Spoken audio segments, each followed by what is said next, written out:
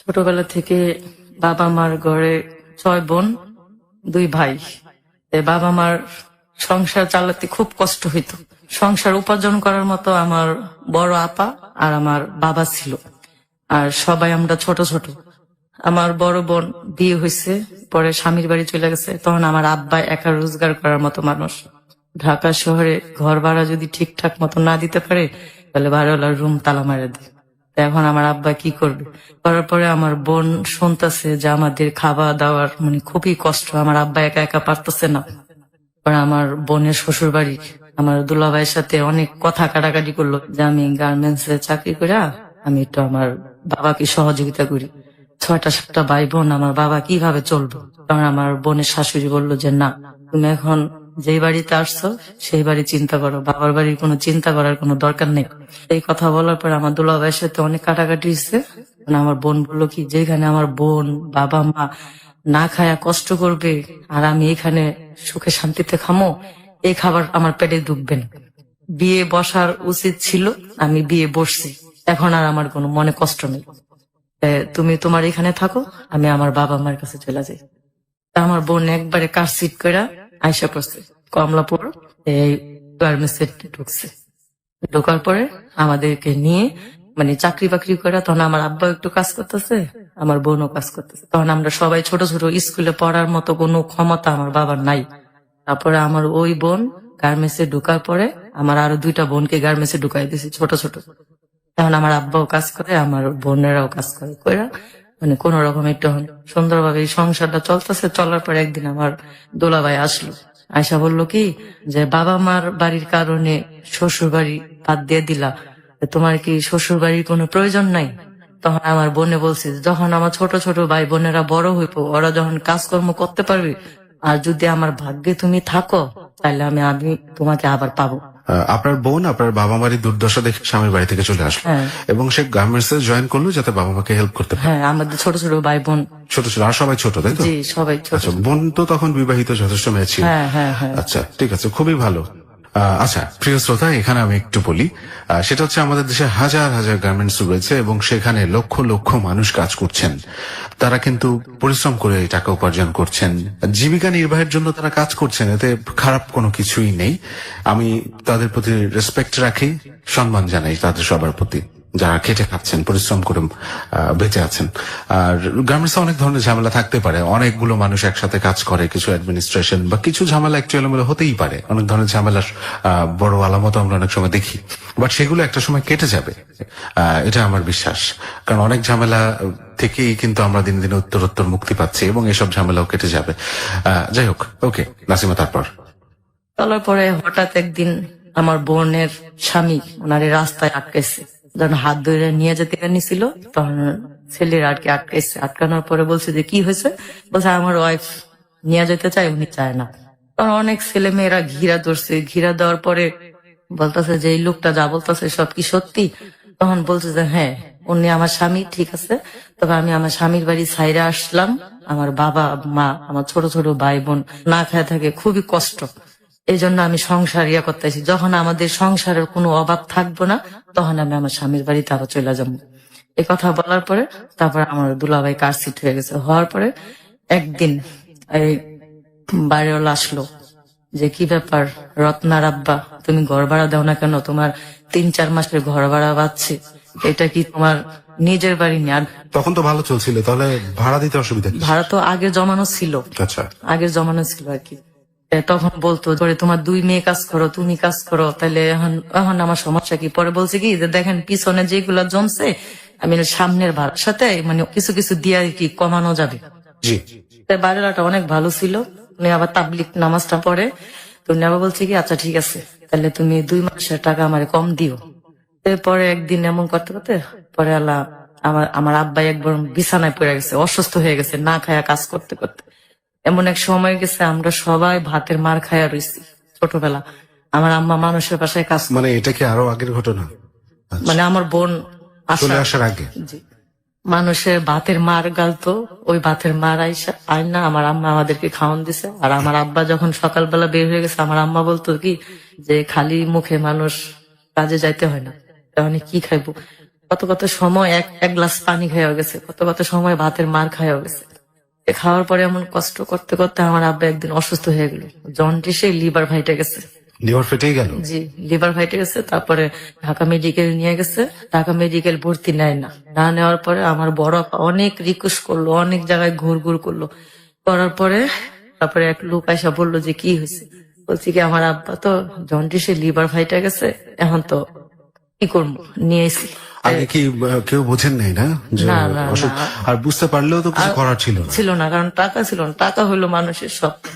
তো এটা বলার পরে আমার বোন, এক লোক আল্লাহ তাকে দয়া করছে, দয়া করার পরে ওই লোকটা আমার বোনের কথা শুই না, যে 6-7টা ভাই বোন, তারপরে মা বাবা, মানে খাওয়ার মতো 10-12 জন লোক আর কি, করার পরে ওই লোকটা ওনাই আমার আব্বাকে ঢাকা মেডিকেল ভর্তি করলো। ভর্তি করানোর পরে আমার আব্বা 1-2 দিন থাকার পরে আমার বোনে বলতেছে যে আমি তো গার্মেন্টসে চাকরি করি, এখন যদি আমি হাসপাতালে থাকি তাহলে তো আমার গার্মেন্টসের চাকরিটা চলে যাবে, এখন আমি কি করব।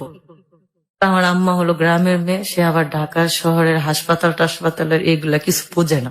তা আমার আব্বারে ওই আঙ্কেলের কাছে বলে আসলো যে আঙ্কেল আমার আব্বুকে একটু আপনি দেখেন, আমি একটু বাসার থেকে যদি লোক পাই তাহলে আমি এখানে নিয়ে আসবো। ঠিক আছে। তো এই কথা বলার পর আমার বোন অফিসে গেছে, ওই অফিস থেকে আমার বোনকে না করে দিছে। কি মানে চাকরি করতে হবে? হ্যাঁ, না মানে একদিন না গেলে গার্মেন্টস আর নিতে চায় না, অনেক বকাবাধ্য করে, ঘন্টার পর ঘন্টা দাঁড়ায় রাখে, ঢুকতে দেয় না। সব মানুষ অফিসের ভিতরে ঢুকে যায়, ওই পর্যন্ত সিঁড়িতে দাঁড়ায় থাকা লাগে। তারপরে আবার বেতনের সময় বেতনও দেয় না, এগুলো হওয়ার পরে তারপরে আমার বোন অনেক হাতে পায়ে দুললো। তখনকার তো গার্মেন্টসের চাকরি অনেক কষ্টকর ছিল। আমার বোনে হাতে পায়ে ধরে বললো, দেখেন আমার আব্বারে আমি হাসপাতালে ভর্তি করার কারণে আমি 2-3 দিন আসতে পারি নাই, আমাকে একটু সহযোগিতা করেন। পরে বলছে যে না করার কারণে আমার বোন না করলে আবার অন্য একটা অফিসে চাকরি নিল। নেওয়ার পরে আমার আব্বু হাসপাতাল থেকে পলায় এসে পড়ছে। কেন? মানে ওনার একা একা ভালো লাগে না, তারপর আবার নার্সেরা বেশি একটা আসে না, ওষুধ পানি দেয় না, শুধু বলে শুয়ে থাকতে হয়। তো শুয়ে তো থাকতেই হবে, হসপিটালে অসুস্থ হ্যাঁ, মানুষ তো শুয়ে থাকে। ওইটাই, মানে উনি একা আর কি ভয় পায়। আচ্ছা, ওইখানে তো আপনারা কেউ তার সাথে থাকতে পারতেন না? না, তখন তো আমরা অনেক ছোট আর কি, আমার 3টা ভাই বোন বড় আর আমরা সবাই ছোট ছোট। তখন আমাদের বাসায় এসে পড়ছে, বাসায় আয়া আমার আম্মা জিজ্ঞেস করতেছে কি ব্যাপার, আপনি না হাসপাতালে ভর্তি করে দিয়ে এলো রত্না, তাহলে আপনি এখানে আইসা পড়লেন কি লিগা? আমি ভালো হয়ে গেছি, আমি আইসা পড়ছি। ভালো কি আসলে হয়েছে? না, ভালো হয় নাই। লিভার ফেটে গেলে তো সেটা ভালো। জি, ওনাকে আর কি দেশের মাটিতে টানছে, এটাই। তারপর বলছে আমি ভালো হয়ে গেছি, আমি এই জন্য হাসপাতালে আয় পড়ছি। আজকে আমার সব পোলাপাইনারে অনেকদিন ধরে আমি ভালো মন্দ খাওয়াই না, এখন আমরা সব ভাই বোনরা আমার আব্বা একসাথে ডাকছে। আচ্ছা, ডাকার পরে বলতেছে যে বাবা আমি তো এতদিন হাসপাতালে ছিলাম, কিছু খাওয়াইতে পারলাম না, আমি হাসপাতালে যখন আমার পাশের রুগীরা অন্য রুগী দেখতে আসতো আমার কিছু টাকা দিছিল, ওই টাকাগুলো আমি নিয়ে এসি, এখন তোমরা কে কি খাইবা বলো। আমার মেয়ে জীবনের আমার আব্বা খুব ভালোবাসতো, তো আমার মেয়ে জীবনে আবার আমার আব্বার গলা ধরে বলছে কি আব্বা আমরা কিচ্ছু খাবো না, আল্লাহর কাছে দোয়া করি আপনি ভালো হয়ে যান, আর যে টাকা দিয়ে আমাদেরকে বাজার করে খাওয়াবেন ওই টাকা দিয়ে আপনি ওষুধপাতি কিনা খান। তারপর আমার আব্বা শুনে নাই, না শুনলে আমার ওই 2 বোন নিয়ে বাজারে গেছে, একটু মাংস আনছে, মাংস আইনা খাওয়া দাওয়ার পরে আমার আব্বা বলতেছে যে আমি দেশে চলে যাবো। তখন আমার আম্মা বলতেছে আপনি যে দেশে যাবেন তো এই মুহূর্তে তো ভাড়ার টাকা নেই, তাহলে আপনি যখন দেশে যাবেন তাহলে আপনি বাজার করলেন কি লিগা? ওইদিকে মাইয়া গো অনেকদিন ধরে খাওয়াই না, এই জন্য। আচ্ছা ঠিক আছে, তাহলে আমার সাথে কি তোমরা কেউ দেশে যাইবা? আর আমার মা কেছে কি যে না দেশে যেমন কেমনে, এখন দেশে গেলে না হইলো 500 টাকা লাগবে, এখন তো নাই 1 টাকাও। তাই আমার আব্বা কি তাহলে কেউ যাওয়া লাগবো না, আমি একাই যাম। এই কথা বললে আমার আব্বা একাই গেছে, একা যাওয়ার 2 দিন পর আমার আব্বা মারা গেছে, দেশে যায়। আচ্ছা, দেশে যায় 2 দিন পরে মারা গেছে। আমার আম্মারে বলছিল কেউ ছিলেন না আপনারা তার পাশে? না, আমরা ঢাকা। দেশে কে ছিল? দেশে আমার ফুবু আর আমার এক চাচা। আচ্ছা, ওই যে আপনি বললেন যে দেশের মাটি থেকে টানছে, তাই তো? হ্যাঁ, দেশে মানে সবাই বলছে আর কি যে ওনার মরণ আসছিল দেশের মাটিতে টানছে, এই জন্য উনি হাসপাতাল থেকে আইসা দেশে চলে গেছে। খুবই বিস্ময়কর ব্যাপার, উনি হসপিটাল থেকে পালায় চলে আসলেন, হ্যাঁ। লিভার ফেটে গেল, এরকম একটা মানুষ হসপিটাল থেকে পালায় চলে আসছে, হয়তো উনি নিজের মধ্যে ফিল করেছিলেন যে হয়তো তার সময় নেই হাতে। জি। অনেক রহস্যময়। কিন্তু আমার আব্বা যখন মারা গেছে তখন আমার ফুফু আমার চাচা আমাদেরকে বলে নাই, আমার আব্বা মারা গেছে আমরা তার লাশটাও দেখতে পারি না। আপনাদেরকে বলে নাই কেন? না, বলে নাই, আমার ফুফু আর আমার চাচা মনে করছে কি যে আমরা মনে হয় আমার আব্বা অসুস্থ কারণে আমরা মনে হয় তাকে বাসার দিকে বের করে দিছি। আচ্ছা, তবে আমরা সত্যি বের করে দেয় না, আমার মাও বের করে দেয় না। তা আমার আব্বা একদিনকে বলছিল আমার মারে যে পিঠা খাইবো। তা আমার মা আবার তার বাপের বাড়িতে গেছিল, ময়মনসিংহ গেছিল, ময়মনসিংহ এর থেকে নারকেল আর পিঠা চাল নিয়ে আসলো। পরে আমার বোন রে বলতেছে, রত্না তোর আব্বা তো দেশে গেছে, এখন তোর কোনো খবর সবর নাই, তাহলে আমি যাই দেখে আহিগা, তোরা ভালো মতো থাকিস। এই কথা বলে আমার আম্মা দেশে গেছে, নোয়াখালীতে গেছে। আমার বাড়ির আশেপাশে মানে যাওয়ার পথে আমার আম্মারে কি পাড়াপড়শি এক ননদে বলতেছে যে আয়সা হে আওয়া তো আইলি, মানে আর 4 দিন আগে আইলি না। ওরা বললো কি কি কইলা তুমি, কে লেগে 4 দিন আগে আমু? তোমার ভাই কইছিল পিঠা খাইবো, তা আমি দেশের থেকে চাল টাল নিয়ে পিঠা।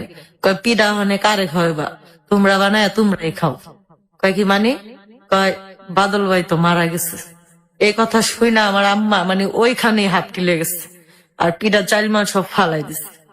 আমার আম্মা আর আমার ফুফুর বাড়িতে যায় নাই, আবার ঢাকা রিটার্ন আসলো।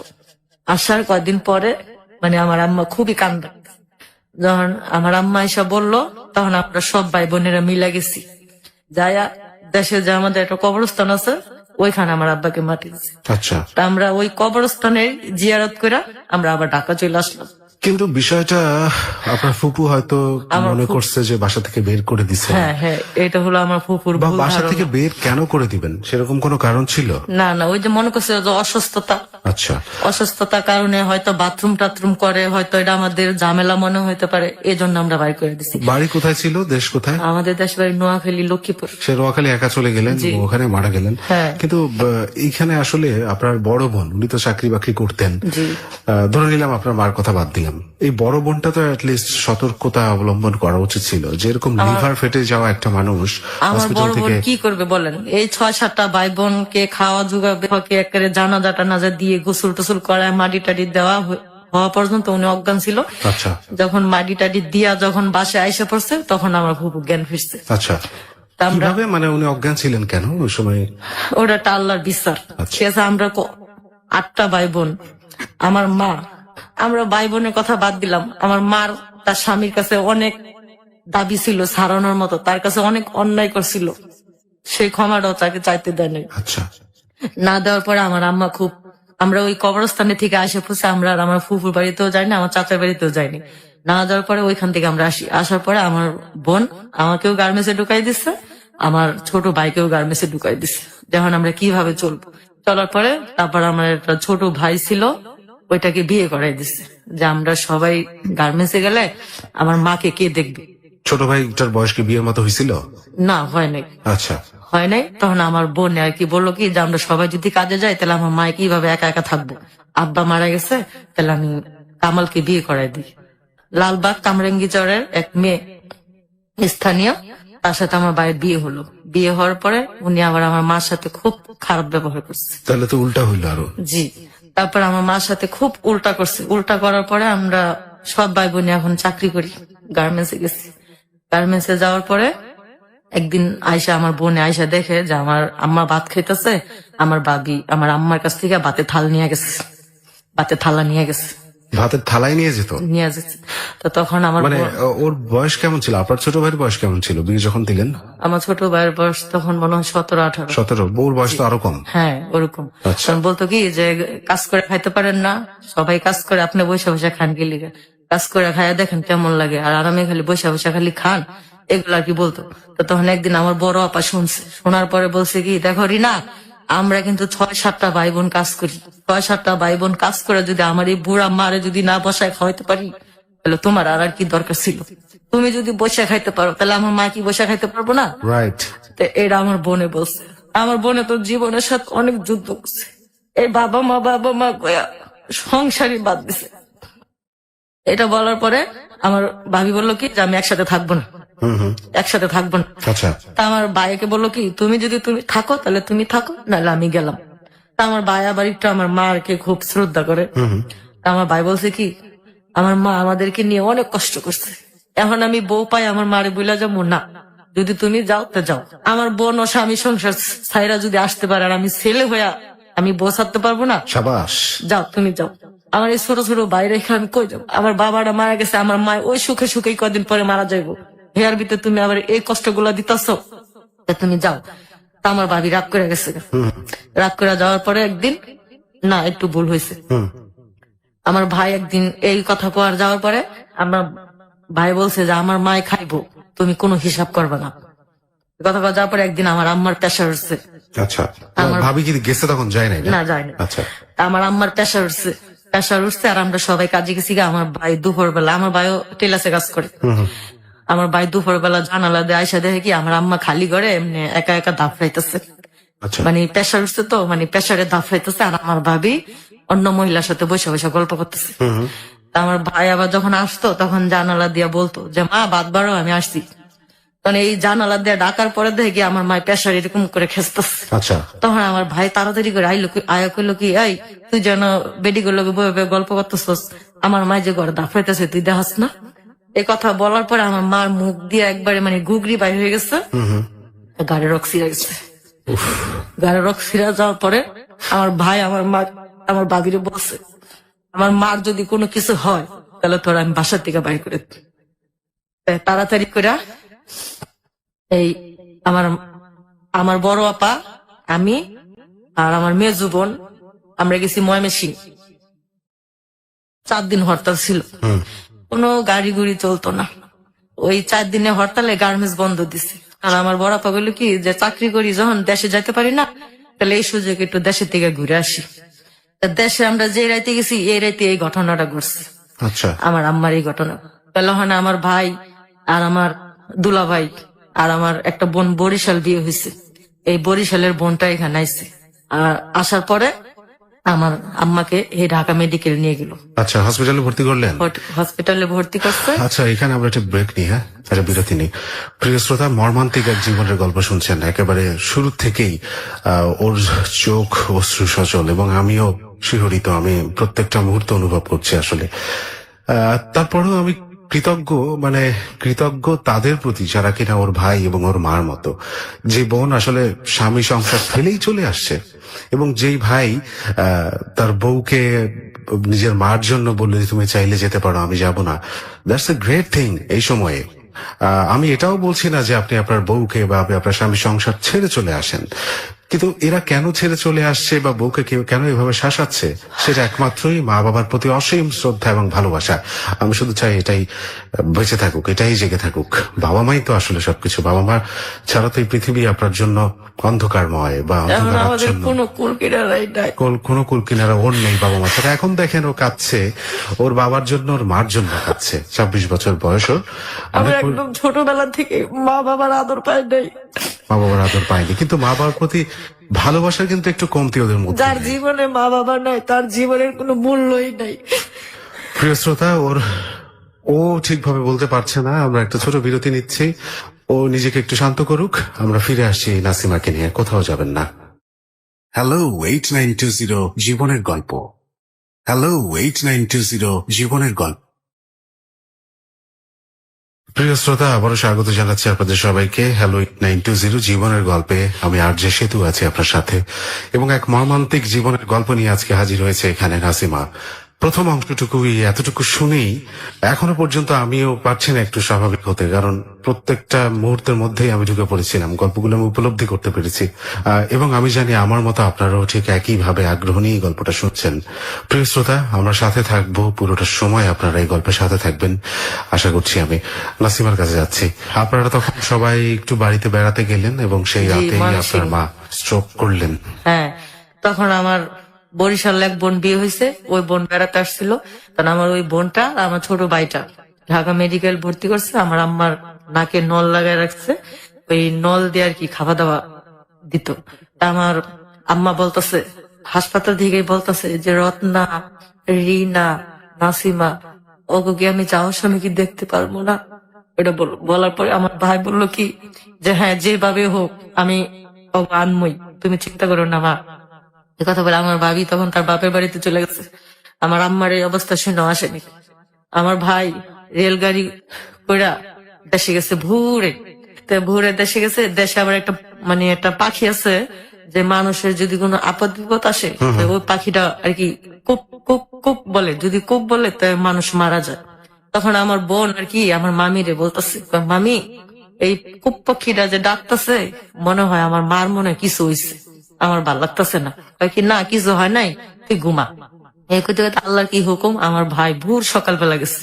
আপা বলতেছে যে কিরে কামাল তুই, আমি আইলাম এই বিকালবেলা, তুই আইলি সকালবেলা, কারণটা কি? কয় আমারে তো হাসপাতালে ভর্তি করে দিয়েছি। এই কথা শোনার পর আমার বোন একবারে লগে লগে মানে অজ্ঞান হয়ে নিচে পড়ে গেছে। মা চিল্লান কয়া দিয়া পড়েছে। তখন তো আমরা আবার একটু ছোট ভালোই বুঝি। এই কথা বললে আমার বোন বলতেছে, মামি এখন যে হরতাল কিভাবে যাব, তখন তো বাসও চলে না, ট্রেনও চলে না। তারপরেও রাত্রে আমরা ঘুমাই নাই, না ঘুমায়া রাত 3টা-4টার সময় আমরা রওনা দিছি রেল লাইনের উপর দিয়া। আমরা সবাই মিলে হাঁটতে হাঁটতে হাঁটতে হাঁটতে একবারে ময়মনসিংহ স্টেশন পর্যন্ত আসলাম। হাঁটতে হাঁটতে চলে আসছে? জি, হাঁটতে হাঁটতে আসলাম রেলের উপর দিয়া। বাবা। আসার পরে দেখি রেলের মাথার ভিতরে বড় বড় পাথর ফালায় রাখছে। তারপরে লোহার ওই যে চঙ্গল্লাহান ইয়াগুলা ফালায় রাখছে। এখন কি করব?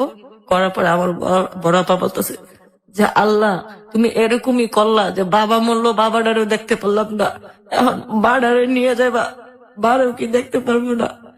এই কথা বলার পরে আমার মেজু বোন আবার আমার বোনেরে বলতেছে যে তুই কান্দিস না, আল্লাহ যা করে ভালোই করবো।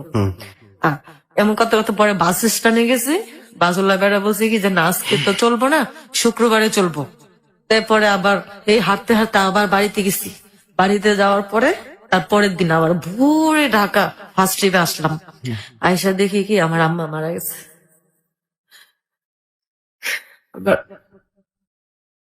আম্মাও মারা গেছে, মাকেও হারালো আজকের অতিথি নাসিমা।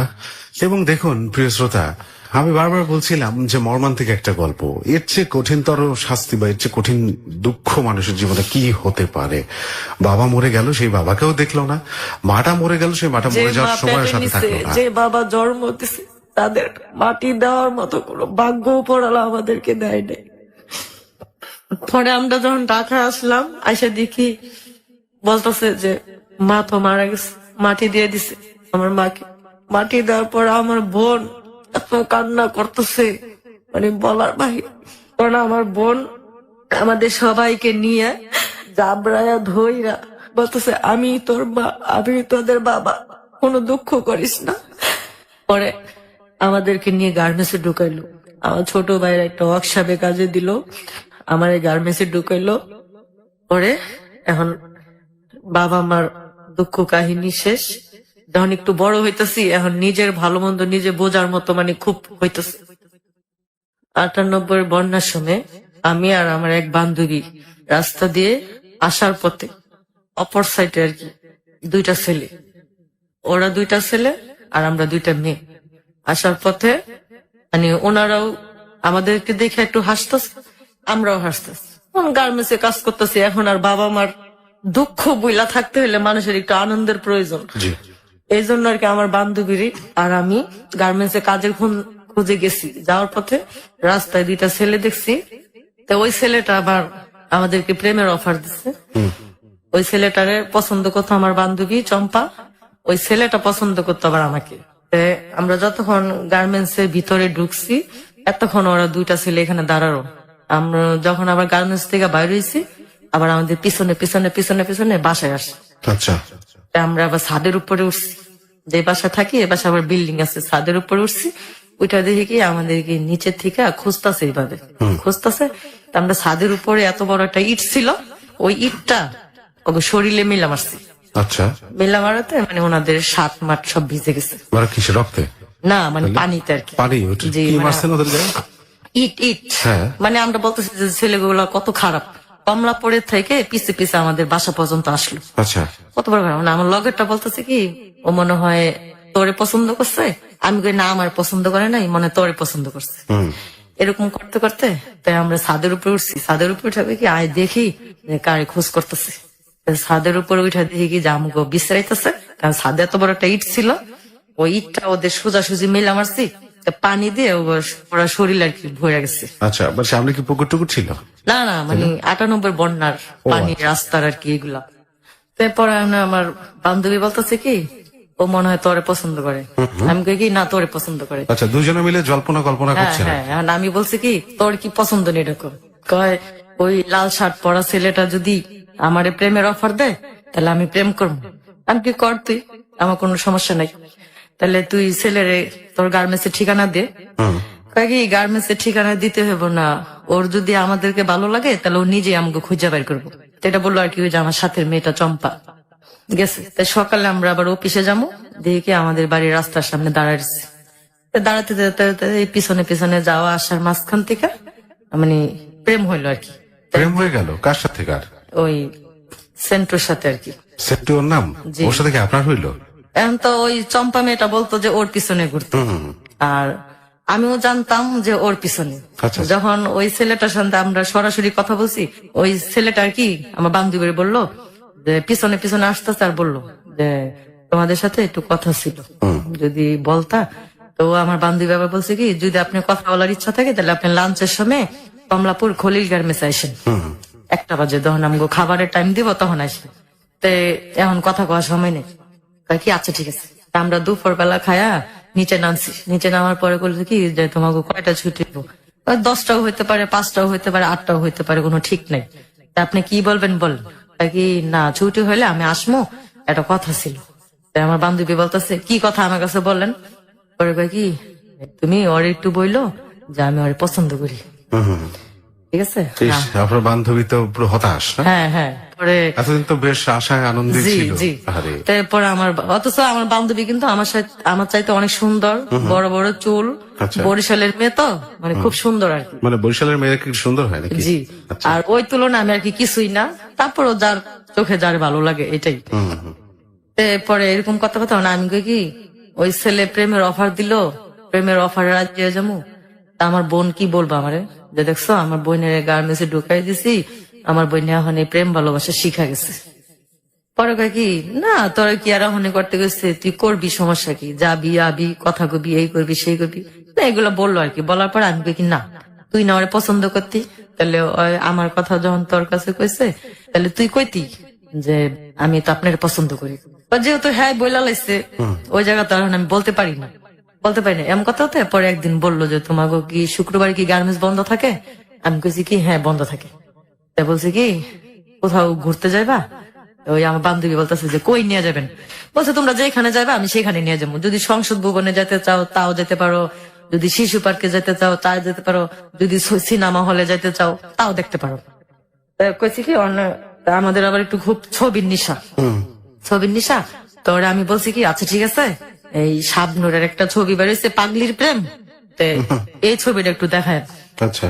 তাহলে এই ছবি দেখার জন্য আমরা আসলাম এই রাজমণি হলে, এই প্রথম ফার্স্ট হল চীনা গার্মেন্টস জীবনে আর কি। আসার পথে রাস্তায় গেছে আমার জুতা ছিঁড়া। আমার জুতা ছিঁড়া যাওয়ার পরে এখন আর ওই ছেলেটা এখন আর আমার পিছনে পিছনে ঘুরে না, মানে খুব স্মার্ট একটা ছেলে, আচ্ছা। এরকম একটা মেয়ের সাথে মানে ওই ছেলেটা খুব লজ্জা পাইতাছে। আর মানুষও কি বলবো যে এত সুন্দর একটা ছেলে, উঁচা লম্বা, স্বাস্থ্য মাস্ত খুবই ভালো, চেহারা খুব সুন্দর, কি একটা মেয়ের সাথে আসলো, নোংরা একটা জামা পরে আসলো, তারপরে পায়ে আবার লম্বা লম্বা স্যান্ডেল, এটা আর কি আমরা অনুভব করতেছি। করার পরে আমার আবার স্যান্ডেল ছিঁড়া গেছে। স্যান্ডেল ছিঁড়া যাওয়ার পরে ওর আমার একটা বন্ধু ছিল লাভলু, ওই আমার বলতেছে যে নাসিম আপা আপনি হাঁটেন না কে। আমি কই লাভলু ভাই আমার তো পায়ে জুতা ছিঁড়া গেছে, এখন কি করবো বলেন। জুতা ছিঁড়া গেছে কি হয়েছে আপনি নিয়ে আসেন, হলের সামনে মুসি আছে ঠিক করে দিব। তাই আমি কই যে আপনার বন্ধু দেখছেন মানে এরকম ভাবে হাঁটতেছে, মনে হয় আমাদেরকে চিনেই না। ও তো এরকমই, তাহলে এরকম হইলে তো আর এই ধরনের মেয়েদেরকে তাহলে প্রেমের অফার দিল কি লিগা, এটা তো হ্যাঁ মাইনা নিতে হবে। আচ্ছা ঠিক আছে নাজমা আপা আপনার মনে কষ্ট নিয়ে না আসেন। হলে গেছি, হ্যাঁ আবার জুতা ঠিক করে দিছি। ঠিক করে দেওয়ার পরে আমরা দুই বান্ধবী দুই পাশে বসলাম, আর ওরা দুই বন্ধু দুই পাশে বসলাম। মানে আমার বান্ধবী বসবো ওর সাথে, আর আমার দিব আর কি ওর সাথে, ওর বন্ধুর সাথে। কারণ আমার বান্ধবী ওর সাথে পড়ছে আর আমি ওই পাশে পড়ছি। বৈশা মানে লাভলু ভাই আমি জিজ্ঞেস করতেছি যে লাভলু ভাই এই ছেলেটা যে প্রেমের অফার দিল ছেলেটা কই থাকে। বলছে যে ছেলেটা আরামবাগ থাকে। আরামবাগ থাকে কি কাজ করে, সেলুনে কাজ করে। আবার সেলুনে কাজ করে এটা আবার কেমন। আবার বললো কি যে নাসিম আপা শুনেন, কোনো কাজের এই অবহেলা করতে নেই, কাজ তো কাজ, শুধু আপনি চুরি ছাড়া যে কাজ করতে পারেন ওইটাই কাজ। জি। তো এটা বললো, বলার পর আমি কাছে ঠিক আছে, তাহলে আমার বান্ধবী চম্পা তো ওরে পছন্দ করে। কয় চম্পা পছন্দ করলে কি হইছে? এই তো আপনারা পছন্দ করে। আমি কই আচ্ছা ঠিক আছে। তখন আমি বলছি, আমি কই শুধু পছন্দ করলে তো হবে না, আমার বাবা মা মারা গেছে কয়দিন আগে, তারপর আমার বোন আমার গার্মেন্টসে ঢুকাই দিছে। এখন যদি আমি এরকম করি তাহলে আমার বোন বলবো কি আমার বোনের গার্মেন্টসে ঢুকাই দিয়ে আমার বোন অনেক চালাক হয়ে গেছে, চালাক হয়েছে। ভাইয়া আমি এইভাবে ঘুরতে পারবো না, কোনো কিছু করতে পারবো না। উনার যদি ভালো লাগে তাহলে উনি আমার বোনের কাছে বিয়ে প্রস্তাব দিব। আমি রাস্তায় রাস্তায় ঘুরতে পারবো না, কারণ মানুষে খারাপ বলবো। এটা বলার পরে মানে উনি আমার বান্ধবীরা বলতেছে, চম্পা তুমি একটু ওই সাইডে যাও, আর একটু এই সাইডে আসতে দাও। আর আমার বান্ধবী পুরো চেতে গেছে। চেতে যাওয়ার পরে বলতেছে যে আপনি ওর সাথে কথা আছে কি, আমার সাথে বলতে পারেন না? আমার সাথে বললে কি হয়েছে আমাকে বলেন। পরে বলতেছে যে না, ওর কথা আমি ওরে বলবো, তুমি এরকম করতেছো কে, তুমি একটু ওই সাইডে যাও। আমার বান্ধবী আবার একবারে চেত্তা মিথ্যা পুরা ফায়ার হয়ে গেছে যে আমি পছন্দ করলাম হ্যাঁ রে, হ্যাঁ পছন্দ করলে আবার ওরে, তাহলে এটা একটু কষ্টকর না? এখন আমার বান্ধবী বলতেছে তুই কি করছ নাসিমা? আমি কই শোন, আমি তো আর ওই ছেলের বলি নাই যে ভাইয়া আপনি আমার ভালোবাসেন কিংবা আমার পছন্দ করেন, যারে যার ভালো লাগে এটাই। আমি দেখ নোংরা বেশে চলাফেরা করছি, তারপরে ও আমার পছন্দ করছে। আর তুই ওই স্মার্ট, ওই স্মার্ট, তোরে পছন্দ করেনি। এটা নিয়ে মানে আমাদের দুজনের মাঝে খুব ঝগড়া হয়ে গেছে। আচ্ছা, ঝগড়া হওয়ার পরে ও আমার সাথে কতদিন কথাও বলে নাই, কথাও বলে নাই। আমি ওর সাথে কোনো কথা বলি না, ও কথা বলে নাই। ঝগড়াটা কেন হইলো? এই যে মানে ও ওরে পছন্দ করে আর ও আমার পছন্দ করে, এই জন্য আর কি। তাতে তো কিছু আপনার করার নাই। জি, তো এটা তো আমি বললাম যে তুই ও স্মার্ট, ও স্মার্ট, অথচ ও তোরে না পছন্দ করে আমার পছন্দ করলো। আমি কি শিখাই দিছি? আর তুই আর আমি তো একসাথেই আসছি। এটা বলার পরে ও আমার সাথে অনেক ঝগড়া করলো। আচ্ছা, ঝগড়া করার পরে মানে কতদিন আমরা কথাও বলি নাই। ও একই অফিসে চাকরি করি, ও আমার সাথে কথা হয় না, আমি ওর সাথে কথা হয় না। ও আমার আগে আসে পরে, আমি ওর পরে আসে। আরে প্রেম মানে বন্ধুত্ব নষ্ট হয়ে যাচ্ছে। জি, তো এটা বলার পরে একদিন আমি বলছি, দেখ চম্পা, আচ্ছা ঠিক আছে, তোরা যখন সেন্টুর অনেক ভালো লাগে তাহলে আমি সেন্টু বাইরে বলবো যে সেন্টু ভাই দেখেন চম্পা আপনারে খুব পছন্দ করে, তুই আমার লোকের ঝগড়া বন্ধ করিস না। আর আমি তোর হাত ধরে গার্মেন্টস চাইছি, তুই যদি আমার সাথে এরকম করস তাহলে খুব খারাপ। আচ্ছা তোর সাথে আমরা ওরে ডাকামু, তোর সামনে কথা বলবো। তো ওর সাথে নিয়ে ওরে ডাকছি। ডাকার পরে বলছি যে দেখেন ভাইয়া, ও তো আপনারে পছন্দ করে, আপনি তো আমাকে পছন্দ করলেন, এখন তো আমার মাঝখান থেকে দুজনের বান্ধবী নষ্ট করে দিলেন, তাহলে আপনি কি বলেন? ওই আমার গেলো কি, এক কাজ করো, তোমার চোখগুলো আমার চোখে লাগাই দাও আর আমার চোখগুলো ওর চোখে লাগাই দাও, আচ্ছা, তাহলে কে কারে সুন্দর দেখা যাবে ওই বুঝবো। ঠিক আছে, ও বুঝবে। চম্পা তোমার সমস্যা কি? ওর যদি আমি পছন্দ করি তোমার সমস্যা কি? এই কথা বলার পরে ও আচ্ছা ঠিক আছে, আপনারা যা মন চা তা করেন, আপনি আমার কোনোদিন ডাকবেন না, ও আমার কোনোদিন ডাকবেন না, আপনারা যা মন চা তা করেন। কে বলতেছে? ওই চম্পা। চম্পা, আচ্ছা। হ্যাঁ, ওই মেয়েটা আর কি বলতেছে। বলার পরে ওর সাথে আবার কথা কাটাকাটি হয়েছে। হওয়ার পরে আমার ওই সেন্টুর ছেলেটার সাথে আর কি আমার একদম খুব গভীর প্রেম হয়ে গেছে আর কি। গভীর প্রেম হয়ে যাওয়ার পরে আমার বোন আমার বিয়ে ঠিক করছে। প্রেম হয়ে গেছে কি এভাবে ঘুরতে ঘুরতে? জি। আচ্ছা, আর কোথায় কোথায় যাইতেন, ঘুরতেন কি প্রায়? না, ওর আবার এই সেলুনের দোকান বন্ধ থাকে প্রতি শনিবার। আচ্ছা, প্রতি শনিবার ওর সেলুন বন্ধ থাকে হাফ বেলা। তখন ওই আমার বলতো যে দেখো আজকে তুমি অফিসে যাও না, নাহলে অফিসে যাও, নাহলে স্যারেরে বলে আয়সা পড়ো। তখন আমি বলতাম কি, দেখেন গার্মেন্টসে তো কোনোদিন চাকরি করেন নাই, তো যে গার্মেন্টসে চাকরি করে সে জানে যে গার্মেন্টসে চাকরি কত কষ্ট। একদিন না গেলে 200 টাকা হাতিরা কাটে। মানে এখন বর্তমানে 200 টাকা, তখনকার সময় ছিল মনে হয় 30 টাকা 40 টাকা এরকম। আর আমি যদি একদিন না যাই তাহলে হাজিরা বোনাসও কাটা যাবে আর ওভারটাইমও কাটা যাবে রাত 10টা পর্যন্ত। তারপর আমার বেতনও দিব না, গোড়ায় দিব। তা যখন আমার বোন ওরা জিজ্ঞেস করবো যে কিরে তুই তো অফিসে ঠিকই গেছস, তাহলে বেতন পাইলি না কে, এই বেতন কম পাইলি কে লিগা, তখন কি বলবো? এটা বলছি। তা ঠিক আছে, শুক্রবারে যখন গার্মেন্টস বন্ধ থাকে শুক্রবার দিন ঘুরতে যাবো না। তাহলে কয় শুক্রবার দিন তোমার বন্ধ থাকলে তো আমার দোকান বন্ধ থাকে শনিবারে, দুজনের দেখা সাক্ষাৎ হয় না, কথাবার্তাও হয় না। তাই আমি বলছি আচ্ছা ঠিক আছে। এরকম করতে করতে কতদিন অফিসে যাই নাই, না যাওয়ার কারণে। মানে শনিবারে? জি, না যাওয়ার কারণে শনিবার যদি শুক্রবার যদি বন্ধ থাকে, শনিবারে না গেলে ওই শনিবার শুক্রবার দুদিন অ্যাবসেন্ট করে দেয়, 2 দিনের টাকা কাটে। তাই উনি বলছি সিস্টেম এখন এগুলি হয়। হ্যাঁ, এইগুলি বলার পরে ও বলছে কি যে দেখো প্রেম টেম করতে গেলে কিছু ছাড় দিতে হয়, কিছু পাইতে হইলে কিছু ছাড়তে হয়। তা উনি এটা বললো। তখন আমি বললাম কি দেখেন রাস্তা আমি ঘুরতে পারবো না, আমার বাইরে সবাই চিনে, আমার বোনেরও সবাই চিনে, তারপর আমার বাড়ির সবাই বলবো যে দেখ সেরি বড় না হইতে হইতেই দেখো সেরি প্রেম ভালোবাসা শিক্ষা গেছে গা, তেমন পাকনা গেছে গা। এমনি মানুষে বলে যে বাপ মা ছাড়া পোলা পাইন দুনিয়ার চালাক চতুর, তা আমি ওরকম থাকতে চাই না। আচ্ছা আপনার যখন খুব পছন্দ আমার, তাহলে আপনি দেশের থেকে আপনার বাবা মা নিয়ে আসেন, বাবা মা নিয়ে আসেন, ভাই বোন নিয়ে আসেন। মানে উনি আমার বলতেছে যে না, আমি বাবা মা আনবো না, আমার ভাই বোন আনবো না, আমি নিজেরা আমরা বিয়ে করবো। তারপর আমি বলতেছি যে নিজেরা যদি বিয়ে করেন তাহলে কিন্তু আপনি কিছু পাইবেন না, কিছু পাইবেন না। আর যদি আমার ভাই বোন নিয়ে যদি আপনি বিয়ে করেন, আর আপনার বাবা মা নিয়ে যদি বিয়ে করেন, তাহলে যদি কিছু চাওয়া পাওয়া থাকে তাহলে আপনি কিছু পাইবেন। আর যে একা একা বিয়ে করলে কিছুই পাইবেন না, আর আমার বোনে অনেক কষ্ট পাইব। বাকি আমার যে একটা মানে দোষ আছে, ওই দোষটা শুনলে তো তুমি আমার সাথে মিশবা না। আচ্ছা, তখন আমি তখন আমার সাথে ওনার সাথে খুব প্রেম, খুব একেবারে বেশি বেশি আর কি প্রেম। আচ্ছা। ওনারা ছাড়া আমি থাকতে পারি না, আমার ছাড়া উনি থাকতে আর পারেন না। প্রেমটা হচ্ছে কি, কথা কি ফোন টোন ছিল না নাকি না এমনি না, দেখা হইতো? না ফোন ছিল না। আচ্ছা, শুধু ওই যে সকালবেলা অফিসে যাওয়ার সময় আসতো, আর দুপুর বেলা এসে কিছু কেনাকাটা দিয়ে যেত, আচার টাচার এগুলা কিনা দিয়ে যেত। আর বিকাল বেলা যখন ছুটি হইতো, বিকাল 5টা থেকে রাত 10টা পর্যন্ত দাঁড়ায় থাকতো যে গার্মেন্টস কখন ছুটি হইব। দারোয়ানেরা জিজ্ঞেস করতো, বলতো যে 8টায় ছুটি হইব, নাহলে 10টায় হইব। আসা যাওয়ার উপরেই থাকতো আর কি। আচ্ছা, এই এরকম প্রায় 8-9 মাস চলছে।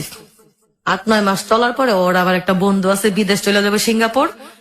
ওরে আবার আমার কথা বলছে, বলার পরে ওই বলছে কি তাহলে একটু দেখাইস। রাত 12টা 11:30 বাজে, তখন ওর বন্ধু আর কি আজকে ফ্ল্যাট চলে যাবো, তা আমার দেখাইতেছে। তখন আমরা ঘুমায় পড়ছি। তখন কিভাবে যাবো, তখন আমার আরেকটা বান্ধবী ছিল রিতা, ওরা এসে বলতেছে রিতা নাসিমার একটু ডাক দাও না। তাকে আমি যাইতে পারবো না, ওর যে বোন অনেক বকা দিব, কারণ আমার একটা বন্ধু বিদেশ চলে যাবো, তো ওর একটু দেখবো। এই কথা বলার পরে তো আমার ডাকছে, আমার বইনে কইছে কে রে, বাকি রত্না পা, আমি একটু নাসিমার একটু দরকার। তাই আমার বইনে ডাকিয়া দিছে। ও আমার বলতেছে কি সেন্টু ভাই আইছে, তোর লগে দেখা করবো। আমি কইছি যে আমি এত রাত্রে কেমনে যাবো ওখানে। পরে বলতেছে যে যা, কে বলে আইছে বিদেশ চলে যাবো, তোরে দেখবো। তখন আমি কই যামো যখন, আচ্ছা ঠিক আছে, তাহলে গেটের বাইরে বাথরুমের কথা কইয়া আইসি। আমার আপারে বলছি যে বড়পা আমি বাথরুমে যাইতাছি, একটু দেরি হইতে পারে। এই কথা বললে আইসা গেটের সামনে আইসা ওই ছেলেটার সাথে কথাবার্তা বললাম, দেখা সাক্ষাৎ হলে। বাকি ও কিন্তু খুব ভালো ছেলে, আর আপনি কষ্ট দেন না, আর ও আপনার খুব পছন্দ করে। আর আমি যাইতাছি গা, যদি আল্লাহ বাঁচায় রাখে তাহলে আবার দেখা হইব, আইসা দেখি যেন আপনাদের বিয়ে হয়েছে। এটা বইলা ও গেছে যে দোয়া করেন। আমি বললাম, আচ্ছা ঠিক আছে।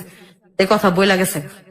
যাওয়ার পরে আবার যখন সকালে অফিসে যেতেছি, বললো দেখো নাসিমা 8-9 মাস হয়ে গেছে আমরা ঘুরতেছি, ঘোরাফেরা না কইরা চলো আমরা সংসারী হয়ে যাই। তখন আমি বলতেছি আপনি কয় টাকা ইনকাম করেন, আপনি ঢাকা শহরে ঘর ভাড়া দিয়া আপনি বউ নিয়ে থাকতে পারবেন? পরে কয় কি দেখো তুমি তো গার্মেন্টসে কাজ করো, আমিও তো কাজ করি, তাই কাজ করো, দুজনে মিলে একসাথে চলাফেরা করি। আমি কাজ করেন তাহলে আমার বোনেরে বলেন যে আপা আমি তো নাসিমারে বিয়ে করতে চাই, আপনি কি বলেন? পরে কয় কি না তোমার আপা তো আমার কাছে তোমারে দিব না। আমি কে লেগে দিব না, আপনি এত সুন্দর একটা ছেলে, উঁচা লম্বা, স্বাস্থ্য মাস্টার সবই ভালো, তাই আপনার দিব না কি লিগা? তাই কি না চল আমরা দুজনে পালায় বিয়ে করে লি। আমি পালায় বিয়ে করবো, আচ্ছা ঠিক আছে, তাহলে আমি যখন বেতন পাবো তখন। ওই কথা না তোমার বেতন লাগবো না, আমি টাকা জমাইছি, তুমি আসো। যে আমি কই একা একা তো বিয়ে হয় না, তাহলে আপনি কিভাবে বিয়ে করবেন? আমার খালা আছে। তোর আপন খালা? না না, যে বাসায় ভাত খায়, ও আচ্ছা, ওই সেই মহিলার খালা। আর কি খালা বলছে। বাসায় জানাতে চাচ্ছেই না? না না আচ্ছা, না, ঠিক জানাতে আছে। চাচ্ছে না, ওই যে ওনার ভিতরে যে একটু সমস্যা আছে। কি সমস্যা? ওই যে উনি যে হিন্দু। ও আচ্ছা, এটা আপনি জানতেন না? ওইটা তখনই জানতাম না। ও আপনিও জানতেন না? না, এই জন্য তো আমি যে বারবার বলতেছি যে আমার বোনের সাথে আলাপ করেন, আমার আপনার বাবা মা নিয়ে আসেন। তারপর উনি আমার বলতেছে না যে আমি হিন্দু কিংবা তুমি মুসলমান। ঠিক আছে, বুঝছি। এটা না বলার কারণে তার আমি বলতেছি দেখেন আমার বাবা মা মারা গেছে, আমার বোনে কষ্ট করে মানুষ করছে। আপনি চাচ্ছেন ফ্যামিলিতে জানাইতে? হ্যাঁ হ্যাঁ হ্যাঁ। আর ও চাচ্ছে জানাবে না, কারণ হচ্ছে ওনার ভিতরে যে দুর্বলতা সেটা আমি জানি না। সেটা হচ্ছে যে এই কারণটা আমরা পাইলাম যে কেন উনি জানাতে চাচ্ছে না, যে আসলে তারা বিয়ে করলো কিনা ফাইনালি, বিয়ের পরে বিয়ে যদি হয়েই যায়, এরকম একটা ধর্মের একটা ব্যাপার যেখানে প্রকট আকার ধারণ করে এদেশে, এরকম অনেক জায়গাতেই হয়। তো সেই রকম একটা পরিস্থিতিতে কি হতে পারে, এটা কিন্তু আরেকটা নতুন দুয়ার খুলে যাচ্ছে এই গল্পের। আমরা খুব মর্মান্তিক জীবনের গল্প থেকে হয়তো কোনো আশার আলো দেখতে পাচ্ছি, হয়তো আবারও গিয়েও উল্টে হয়তো আরো দুঃখ হতাশার মধ্যে পড়ে যাবে। লেটস সি কি ঘটে, আমরা এখনো কিছুই জানি না। ওকে, আমরা এখন একটা ছোট বিরতি নিচ্ছি। প্রিয় শ্রোতা, আপনি শুনছেন আপনার প্রিয় অনুষ্ঠান হ্যালো 8920 জীবনের গল্প। আর যে সেতু আছি আপনার সাথে, এবং আমাদের আজকের অতিথি নাসিমাও রয়েছে। তার জীবনের গল্পটা শুনছি আমরা, এবং আরো মেজর পার্টস গুলো নিয়ে আমরা ফিরে আসব। আর ততক্ষণ কোথাও যাবেন না কেউ, আশা করছি। এবং এখানে আপনারা যারা আসতে চান, সবার জন্য একটা ফোন নম্বর আছে, সবার জন্য এই দারুণ মুক্ত, যেই যাবেন সেই আসতে পারবেন, যদি কিনা আপনার জীবনের গল্পটা অন্যের জন্য ইফেক্টিভ হয়, সেক্ষেত্রেই শুধুমাত্র। এবং আপনি ফোন করলে আমাদের টিম মেম্বার লোবান আপনাকে ফোন ব্যাক করে আপনার সাথে কথা বলে আপনাকে এখানে আসা নিশ্চিত করবে। ফোন নম্বরটা হচ্ছে 09613892 আবারও বলছি 09613892। অনেকেই হয়তো ফোন করেন, অনেকেই আমরা আস্তে আস্তে করে ফোন করে একটা সিরিয়াল মেনটেন করতে হয়। অনেকেরই ফিডব্যাক থাকে যেখানে ফোন করা হয় না, এগুলো আমি পার্সোনালি আমার ফেসবুক মেসেঞ্জারে পাই। সেখানে আপনারা লিখতে পারেন। অ্যাড্রেস হচ্ছে facebook.com/hetu.abcradio। এই মুহূর্তে ফেসবুকে, অর্থাৎ এবিসি রেডিওর যে ভেরিফাইড পেজটা আছে, সেখানে গেলেই আজকের অতিথির ছবি সহ একটা পোস্ট দেখতে পাবেন। সেখানেই আরজে সেতু পেজটা ট্যাগ করা আছে, সেটাতে লাইক দিয়ে কানেক্টেড থাকুন, এবং সেখানেই আপনার কোয়ারিজ গুলো আমি সরাসরি উত্তর দিব আপনাকে আরজে সেতু পেজে। আর আজকের পোস্টটা অনেক বেশি বেশি শেয়ার করুন, যাতে করে আপনার আশেপাশের সবাই, আপনার ফেসবুকের ফ্রেন্ডসরা জানতে পারে এবং এই শোটা শুনতে পারে। আর কমেন্ট করুন, সেগুলো পড়া হবে আই হোপ। তো ছোট একটা বিরতি নিচ্ছি। শুনছেন হ্যালো 8920 জীবনের গল্প। আরজে সেতু আছে এবং নাসিমাকে নিয়ে ফিরছি ঠিক একটু পরেই। হ্যালো 8920, হ্যালো 8920 জীবনের গল্প। প্রিয় শ্রোতা, আবারও স্বাগত জানাচ্ছি সবাইকে হ্যালো 8920 জীবনের গল্পে। আমি আরজে সেতু আছি এবং নাসিমাও আছে। নাসিমার জীবনের গল্পটায় আমরা যেখানে বিরতি নিয়েছিলাম ঠিক সেখান থেকেই ফিরবো, বাট তার আগে ফোন নম্বরটা আপনাকে বলছি, যেখানে ফোন করলে আপনি এই অনুষ্ঠানে আসতে পারবেন, বলতে পারবেন আপনার জীবনের গল্প। নম্বরটা হচ্ছে 09613892। আবারও বলছি, লিখেও রাখতে পারেন আপনি 09613892। আর আরজি সেতু নামে একটা পেজ আছে, যেটা ট্যাগ করা রয়েছে এবিসি রেডিও 89.2 FM এর ফেসবুক পেজে এই মুহূর্তে। সেখানে গেলে নাসিমার ছবি সহ একটা পোস্ট আছে, সেখানে আরজি সেতু পেজটা ট্যাগ করা আছে। এবং এই পোস্টটায় অনেক বেশি কমেন্ট করুন, তারপরে হচ্ছে পোস্টটা শেয়ার করুন, যাতে অন্যান্যরা জানতে পারে এবং অনুষ্ঠানটা শুনে আমাদের রেডিও স্টেশনের সাথে যুক্ত থাকতে পারে। ওকে, ফিরছি। আপনি যেখানে ছিলেন, যে আপনাকে বিয়ের জন্য বলছিল বারবার 8-9 মাস প্রেমের পরে, এবং তখনও বলেনি যে ও হচ্ছে হিন্দু ধর্মের অনুসারী এবং আপনি মুসলিম। যেটা একটা বিয়ে করতে গেলে, বিবাহ বন্ধনে আবদ্ধ হতে গেলে বাংলাদেশের মতো অনেক দেশেই হয়তো এই সমস্যাটা প্রকট হয়ে দাঁড়ায়। রিলিজিয়ন একটা বড় সমস্যা। সেখানে আপনারা কি করলেন? তারপর থেকে শুরু করুন। তখন আমি বলতেছি, দেখেন এখন তো আমি বেতন পাই নাই, বেতন পেলে ওই বলতেছে যে না, বেতন পাওয়া লাগবো না, আমি আমার কাছে টাকা আছে, আমি জমাইছি, আমি তোমার কাজ অফিসে নিয়ে বিয়ে করবো। পরে আমি কি দেখেন, একা একা তো বিয়ে হয় না, সাক্ষী লাগে, লোক লাগে। আমি আমার খালা আছে, আমি কই কেমন খালা? আমি যে খালার বাসায় ভাত খাই, ওই খালা আমারে বলছে যে তুই নিয়ে আহিস, সমস্যা নেই, আমরা দিব। তাহলে আমার ওই বান্ধবীর সাথে আমি আবার মিশলাম। মিশার পরে বললাম কি, চম্পা সেন্টু আমার এগুলা বলে, এখন তুই কি করছ? হয়তো বলে সবকিছু যখন হয়ে গেছে, প্রেম টেম হয়ে গেছে, তখন আর বাদ রাখবা কি দিঘা, যা বয়া পর। আমি কই কি তুই একটু আমার লগে চলিস? হ্যাঁ ভাই, আচ্ছা ঠিক আছে। আমি আর ও গেছি ওর সাথে। ও একটা সিএনজি ভাড়া করে নিয়ে এসছে। নিয়ে আসার পরে ও আমারে নিয়ে গেছে আরামবাগ, নিয়ে এসে আরামবাগ ওর খালার বাসায় নিয়ে এসে। ওর খালার আইনা বলতেছে যে খালা, আজকে আমি ওরে বিয়ে করবো, তুমি সবকিছু রেডি করো। তখন ওর খালাই কইলো যে ওর কি বাপ মা নাই? কইছে যে বাপ মা মারা গেছে, ওর বোন আছে, ভাই আছে। কইছে ভাই আছে, বোন আছে। ওই খালাটা কিন্তু জানতো যে ও হিন্দু, তারপর ওই খালাটা আমার বলে নাই। আচ্ছা, বলতেছে যে ওর বোন আছে, ভাই আছে, তুই হ্যাঁ কাছে কি না, কোয়া লাগবো না, আমরা নিজেরাই বিয়ে করবো। তেমন কথা তো না। আমি কইতাছি কি, আল্লাহ, আমার বাপ মারা গেল, মা মারা গেল, বোনে এত পাইলা দিলা, বড় করলো, মানে আমার খুব চিন্তা হইতেছে এই কাজটা আমি করবো, এটা আমার বোন না অনেক কষ্ট পাইবো। আচ্ছা, এই কাজটা আমি করবো। আমি হ্যাঁ মানে এত অনুরোধ করছি, করার পরে উনি বলতেছে দেখো তুমি কি আমার ভালোবাসো নাই? আমি হ্যাঁ বাসছি, এখনো বাসি, আমি তো না করি নাই। যদি তোমার বোন যদি না শিকার আহে, আমি না শিকার এলে তখন আমরা পালাই বিয়া করবো, এখন দরকার নেই। পরে উনি কইতাছে দেখো আমি সবাই কয়ে লেছি, আমার বন্ধু বান্ধব সবাই আইতাছে, আবার তুমিও তোমার বান্ধবীরে বলছো, তুমি এখন আবার না করতেছো কে? চলো থাক, ওই বিয়া হয়ে গেলে পরে ঠিক হয়ে যাবো এরকম কথা। তারপরে ওই খালার মেয়েরে নিয়ে উনি মার্কেটে গেছে। মার্কেটে গেছে, এই শাড়ি ছায়া ব্লাউজ এগুলো নিয়ে আসলো, কিছু রান্না বান্না করলো। তারপরে আমার বান্ধবীর নিয়ে আমি অনেক কাঁদতাছি। আমি কই কি দেশ চিনি না, বাড়ি চিনি না, একটা পোলার সাথে রাস্তায় পরিচয়, এতে সম্পর্ক হয়ে গেল, এখন আমি তার সাথে আবার বিয়ে বসে যাবো। আচ্ছা, এই জিনিসটা খুব খারাপ দেখা যায় না চম্পা? কি খারাপ কি দেখস না, ছবিতে কি হয় বাস্তবে কি হয়, এগুলো আবার বলতেছে। কয় বয়া যায়, কোনো সমস্যা নাই, ও যদি আমারে কইতো আমি এমনি যাইতাম গা। আচ্ছা ঠিক আছে, তুই ওজন কইসস, তা যাক। তো ও রাত্রে আবার মেহেন্দি টেন্দি বাটলো, মেহেন্দি টেন্দি বাটতে আমার গায়ে লাগাইলো, লাগাইতে লাগাইতে অনেক কাজী অফিসে গেছে, কাজী আসে না। এমন করতে করতে কাজী আসে না, আসে না, আসে না, আসে না, একবারে বুড় হয়ে যেতেছে গা, বুড় হয়ে যেতেছে, তাও কাজী আসে না। তারপরে আরামবাগের কোন এক নেতা না কি জানি, মানে মামা মামা বলে আর কি, খুব আর কি, ওই লোকের ধরে নিয়েছে ওই মহিলাটা। আইনা বলতেছি কি যে সেন্টু তো এই মেয়েরে খুব ভালোবাসে, তখন কাজী আসতেছে না গার্জেন ছাড়া, কয়ে গেছিল, ভাই আপনি একটু কাজ করেন, একটু কাজীটা নিয়ে আসেন। তাই বললো কি আচ্ছা ঠিক আছে। তো ওই লোকটা আমার কাজী আনছে, কাজী আনার পরে বিয়ে হয়েছে, বিয়ে হয়েছে। বিয়ে হওয়ার পরে আমরা রাত্রে ওই বাসায় ছিলাম, সবাই একসাথে ছিলাম, সবাই একসাথে থাকার পরে পরের দিন আমার বোনে কইতেছে আল্লাহ ওই কই গেল, বাসায় আহে না, এটা সেটা। চম্পা বাসায় গেছে আমার বোন, এই চম্পার মারে জিজ্ঞেস করলো যে খালা চম্পার সাথে কি নাসিমা আইছে? নাসিমা তো দেখছিলাম, চম্পা নাসিমা কই জানি গেছে। পরে আমার বোনে আর কি কইছে কি আচ্ছা ঠিক আছে, যদি চম্পা আগে আহে তাহলে চম্পার একটু আমাকে বাসায় যাইতে কেন গেছে। তো চম্পা বিয়া শাদী দেখে আয়সা পড়ছে, আয়সা পড়লে আমি কই কি চম্পা তুই এটা আমার বোনের কইস, আমার বোনের যেন আমরা না খোঁজে, তুই কইস নাসিমা যে ছেলের ভালোবাসতো ওই ছেলের সাথে ওর বিয়ে হয়ে গেছে গা, তুই একটু কইস। হ্যাঁ কই আচ্ছা। তেমন কত কথা আমার বোনে কইছে, চম্পা আমার বোনের কইছে যে রত্নাপা নাসিমারে খুঁজছেন না, নাসিমা একটা ছেলের ভালোবাসতো ওই ছেলের সাথে বিয়ে হয়েছে। তা আমার বোন আবার চম্পার বাসায় আইসা অনেক গালাগালি করছে চম্পারে, চম্পার মারে অনেক। আমার বোন এরকম ছিল না, আপনার মেয়ের সাথে চইলা এরকম হয়েছে, এটা সেটা, মানে দুনিয়ার কথা কইছে। কথা পরে অনেক ঝগড়াঝাটিও হয়েছে। 4 দিন না 5 দিনের সময় ওই বাসায় আমরা আর কি ভিন্ন ভিন্ন আর কি থাকতেছি, একসাথে এখনো হয় নাই। না হওয়ার কারণে পরে একদিন আমি বলছি কি তাই এখন চলেন আমাদের বাসায় চলে যাই, এখন আপনি খালার বাসায় কয়দিন থাকুন।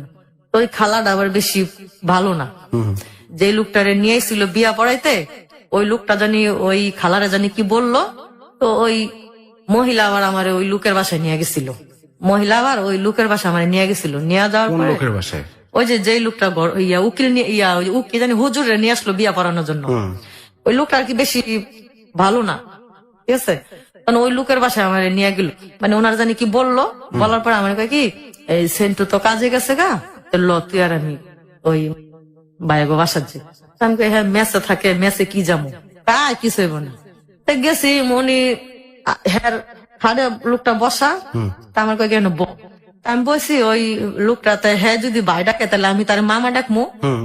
আমি বলছি যে মামা ভালো আছেন? কই হ্যাঁ ভালো আছি, বসো।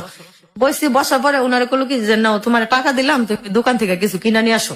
ওই দোকানের কথা বইলা ওনারে দোকানে পাঠাইছে। পাঠানোর পরে আমার বলতেছে যে সেন্টু নাপিতের কাজ করে, তুমি ওরে কেমনে পছন্দ করলা, আমি অনেক টাকা ইনকাম করি, মানে এইগুলা বইলা উনি আমার কাছে আসতেছে। কাছে আসার পরে আমি বলছি সি মামা। তখন কি বিয়ে হয়ে গেছে? হ্যাঁ হ্যাঁ বিয়ে হয়ে গেছে। বলতেছি সি মামা আপনি এই কাজ, মানে বিয়ে হয়েছে ঠিকই, মানে এখন আমি জানতে পারতেছি না যে ও হিন্দু, কারণ ওর সাথে আমার এখনো মিলামিশা হয়নি আর কি, এই জন্য আমি বুঝতে পারতেছি না। তখন আমি বললাম সি মামা, মামা শব্দটা বুঝেন, মামা শব্দটা কি, আপনি যে আমার সাথে এই নোংরা কাজটা যে করতেছেন, সি। তখনকার থেকে আর কি ওই মহিলার প্রতি আমার এটা ঘৃণা আসলো। তো ওরে খালা জানে, তারপরে আমি ওনারে খালা বললাম, আর সেন্টুর সাথে আমার বিয়ে হইলো, কিভাবে আমার এখানে নিয়ে আসলো। আমি ওরা মানে ওনার যে কি জানি আনতে দিছে ওটার অপেক্ষা না থেকে আমি বাইরে এসে পড়ছি। আচ্ছা, বাইরে এসে আমি আমার স্বামীরে তখন বলতেছি, তখন তো উনি আমার স্বামী, তখন তার ইয়া না, তখন আমার স্বামীর আমি বলতেছি দেখো এই যাই কিছু হয়েছে আমি আর এখানে থাকবো না, এখন আমার বাসায় চলো, আমার বড় আপার কাছে যাই, যদি আমার বড় আপা না মানে তখন আমরা আলাদা ঘর বাড়ি নিমনে আসো। আমি কেমনে যাবো, আমার যদি আমার কোনো কিছু করে, আমি আচ্ছা আগেও ভয় পাইছো এখনো ভয় পাইতেছো, কোনো কিছু করবো না, চলো। গেছি আমার বোনের বাসায় গেছি, অনেকগুলা মিষ্টি টিষ্টি নিয়ে গেছি।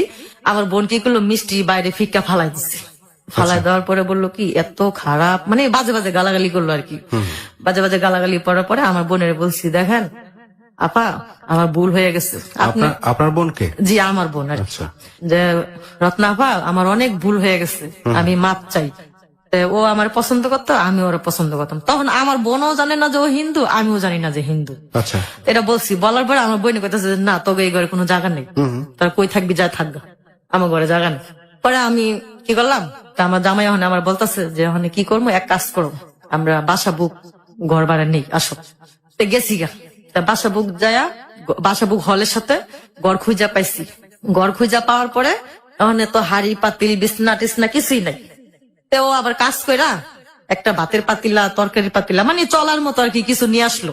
নিয়ে আসার পরে যখন আর কি এখন আমরা দুইজন একসাথে থাকবো আর কি, এক ঘর নিছি, এখন যখন দুইজন একসাথে থাকবো এখন আর কি উনি আমারে চিনবো আমি ওনারে চিনবো, এই আর কি। আর এই কয়দিন আমরা মানে এভাবেই ছিলাম আর কি।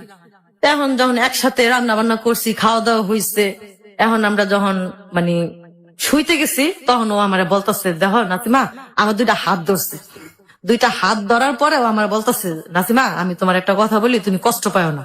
আমি কই কি কষ্ট বলেন? কয়, তুমি কথাটা শুনলে অনেক কষ্ট পাইবা। আমি কই কি কথা বলেন আপনি, শুনি, কোনো সমস্যা নাই বলেন। কয়, যদি তুমি শোনো, শোনার পরে কি তুমি থাকবা না চলে যাবা? আমি কই যদি থাকার মতো হয় তাহলে থাকবো, আর যদি চলে যাওয়ার মতো হয় তাহলে আমি চলে যাবো। তখন কয় কি আমি তো হিন্দু। যখন এই কথাটা বলছে মানে আমি কি বলবো, মানে উপর আল্লাহ ছাড়া কেউ জানে না যে আসমানকে আমার মাথায় ভাঙ্গা পড়লো না কি, মানে আল্লাহ ছাড়া কেউ জানে না।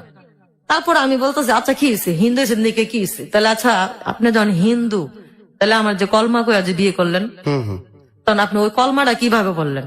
হ্যাঁ, কয় কি না সত্যি নাসিমা আমি হিন্দু, তবে আমি তোমার অনেক ভালোবাসছি, এই জন্য আমি কিছু বলতে পারি না। ঠিক আছে, বলতে পারি নাই, কিন্তু যে হ্যাঁ। আপনি যেটা বলেন বিয়েটা হয়েছে তো মুসলিম স্টাইল, জি, তাই জি, তো? জি। কাজী ডেকে বিয়ে হ্যাঁ করা হ্যাঁ হয়েছে। একদম কলমা টলমা পড়ায় তবা টবা কাইটা তারপরে বিয়ে হয়েছে।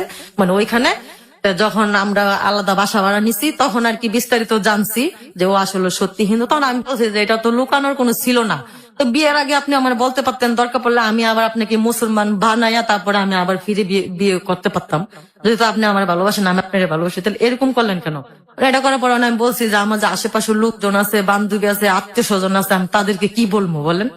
এখন আপনি বলেন না, আপনি কিছু বলতে পারবেন না, আপনি দেশে বাড়িতে আমার কোনোদিন নিয়ে যেতে পারবেন নাকি আমি কোনোদিন কিছু করতে পারবো?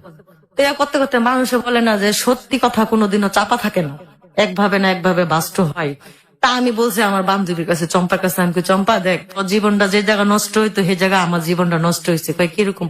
আমি সেন্ট তো হিন্দু। কয় কি কর? আমি হ সত্যি হয় হিন্দু, আমার কাছে কইছে। তারপরে এরকম এরকম।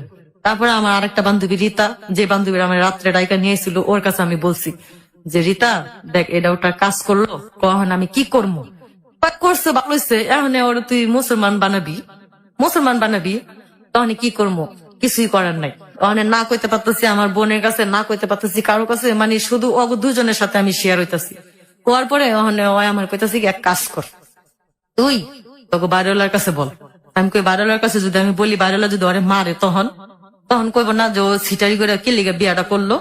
এটা না করার পরে আমি বাড়িওয়ালার মানে বাড়িওয়ালির সাথে আলাপ করলাম, বললাম কি খালাম্মা যদি ভুল বেয়াদবি হয় তাহলে মাফ করে দেন। মানে ও আমার সাথে প্রেম করছে, আমি প্রেম করছি, তাহলে ও যে হিন্দু আমার এটাকে বলে নাই, এখন তো আমরা বিয়ে করছি কলমা কইরাই। তখন আমিন বাইরে বইলা ওর একটু ব্যবস্থা করে দেন। পরে উনি আবার আমার জিজ্ঞাসা করলো যে তোরা কি মিলামিশা করছস? আমি কি আমিন না। ভাইটা কি? মানে ওই বাড়িওয়ালার ছেলে। আচ্ছা, ওই কি ব্যবস্থা করতে বললেন? মানে ওনাকে আর কি মুসলমান আচ্ছা, বানাবে আচ্ছা, আচ্ছা, আচ্ছা। কিবা যেটাই হোক আর কি হ্যাঁ হ্যাঁ করতে ওইটা। হবে, হ্যাঁ। তা তখন বললো কি আচ্ছা ঠিক আছে তাহলে আমিন আইসা নেক তারপর আমি বলবো। তা তখন আমিন ভাই আসছে, ওনার মা আমার ডাকাইছে, ওরেও ডাকাইছে। ডাকানোর পরে আমিন ভাই বললো যে দেখো তুমি কি এটা একটা কাজ করলা, তুমি তো খুব অন্যায় কাজ করছো। কয়, ভাই মারেন কাটেন যাই করেন আমার ভুল হয়ে গেছে, আমি করছি। এখন আপনারা আমার যে প্রস্তুতি নিতে বলবেন আমি সেই প্রস্তুতি নিব, সেটাই নিব। আচ্ছা, তারপরে? হ্যাঁ, তারপরে আমিন ভাইরে বললাম যে আমিন ভাই এরকম এরকম ব্যাপার, এখন কি করবো বলেন। তারপরে বললো যে তুমি কি কাজটা খুব খারাপ করলা, তুমি হলে এক জাত ও আর এক জাত, এটা যদি মানুষে শুনে তোমার এখানে কি করবো কও। তারপরে বললো যে ভাই আমার ভুল হয়ে গেছে, আপনি আমার মাফ করে দেন, এখন আপনি আমার যে প্রস্তুতি নিতে বলবেন আমি সেই প্রস্তুতি নিবো। নেওয়ার পর আল্লাহ ওনার আম্মা আবার বললো কি আচ্ছা ঠিক আছে থাক, একটা হিন্দু ছেলের যদি মুসলমান বানানো যায় তাহলে আমাদের অনেক সওয়াব আছে, আচ্ছা থাকুক, যাই হয়েছে হয়েছে, এটা ওর ভাগ্যে ছিল এই জন্য হয়েছে। পরে আমিন ভাই আবার কি করলো, এই যে যারা মুসলমানি করায় না ওই লোকেরা ডাইকে নিয়ে আসলো, ডাইকে নিয়ে আসার পরে ওনারা আর কি সব ব্যবস্থা করে দিল। ব্যবস্থা করে দেওয়ার পরে ডাক্তারের মাধ্যমে আর কি জিনিসটা করলো, পড়ার পরে মসজিদে নিয়া তবা টবা কাদায়া কলমা টলমা পড়ায়া সবকিছু আর কি নতুন করে আবার ইয়া করলো, আবার বিয়ে পড়াইলো। বিয়ে পড়ানোর পরে ওনার দেশের বাড়িতে আর কেউ জানতেছে না, না জানার পরে এই যে আমাদের সব হয়ে গেল আর কি, মানে সংসার আর কি করতেছি, করতে করতে ও আবার ইনকাম করতে পারতো না। কেন? এই সেলুনে কাজ করে আর কয় টাকাই পায়।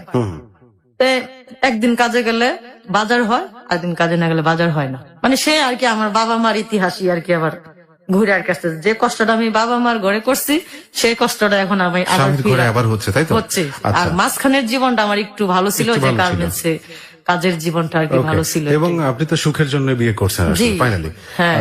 তো দেখি আমরা এখানে আরো একটা বিরতি নিই। প্রিয় শ্রোতা, ও নিজেই বললো যে মাঝখানে জীবনটা একটু ভালো ছিল, যে জীবনটা আমরা শুনে ফেলেছি, এবং বিয়ে করলো, বিয়ে করেও সে শান্তিটাও পায় নাই।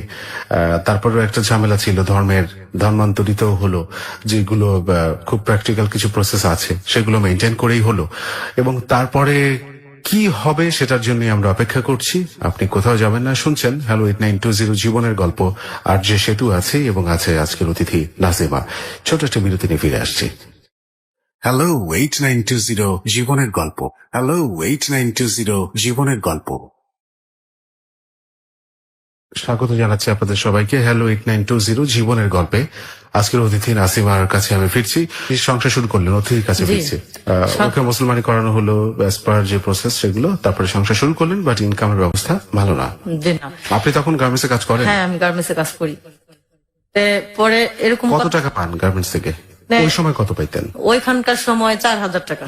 আর ঘর ভাড়া নিয়ে আলাদা থাকছিলেন? হ্যাঁ। ঘর ভাড়া কত? 900 টাকা। 900 টাকা। ওই 900 টাকা ঘর ভাড়া আমার হাজবেন্ড দিতে পারেনি। পারে নাই? সেলুনে কি এত কম ইনকাম? মানে কি, মানে সেলুনে 900 টাকা দেওয়ার মতো তো ক্যাপাবিলিটি ছিল না না? না না, উনি বাজারই করতে পারে নাই। একটা ভালো জিনিস খাইতে মন চাইলে, মুরগি টুরগি খাইতে মন চাইলে উনি খাইতে পারেন নাই। আচ্ছা জি। ঠিক আছে, তখন আমি কাজে গেলাম। কাজে যাওয়ার পরে যখন উনি ভালোই থাকতো, কয়দিন আমাদের সংসার খুব ভালোভাবে চললো। চলার পরে মানে সেলুনের কাজ ছাইরা অনেক ধরনের কাজ খুঁজলো, যে দেখি পয়সা কোন জায়গায় আছে। তারপরে কিছু হলো না, এই গুলিস্তান কিসের কাজ জানি নিছিল, সেলুনের কাজ ছাড়ার পরে তাকে পুলিশে ধরে নিয়ে গেছে। পুলিশে ধরছে? জি। কারণটা কি? ওই যে মানে কিসের কার্ডটা বিক্রি করে, আগের ভিউ কার্ড ছিল না, নায়িকাদের ভিউ কার্ড ছিল, তো ওইগুলো আর কি বিক্রি করতো। তারপরে গুলিস্তান থেকে ওনারে পুলিশে ধরে নিয়ে গেছে। তখন আবার আমার সন্তান পেটে ছিল, এখন কি করবো, মানে তো তার 2টা টাকা বেশি উপার্জনের দরকার। আচ্ছা একটু ক্লিয়ার করি, এখানে শুধু ভিউ কার্ড বিক্রির জন্য নয়, সাথে হয়তো বা ভিউ কার্ড গুলো যেটা আমরা উনি মিন করছেন নায়ক নায়িকাদের ছবি, হয়তো একটু অশ্লীল ছবি টবি ছিল। জি জি। আচ্ছা এই টাইপের কিছু জিনিসপত্র বিক্রি করতে হয়। হ্যাঁ। আচ্ছা, তো ওইগুলো আবার ওনাকে পুলিশে ধরছে। ধরার পরে থানায় নিয়ে গেছে। থানায় নেওয়া যাওয়ার পরে আমি তো গার্মেন্টসে মানে কোনো খোঁজ খবর নাই।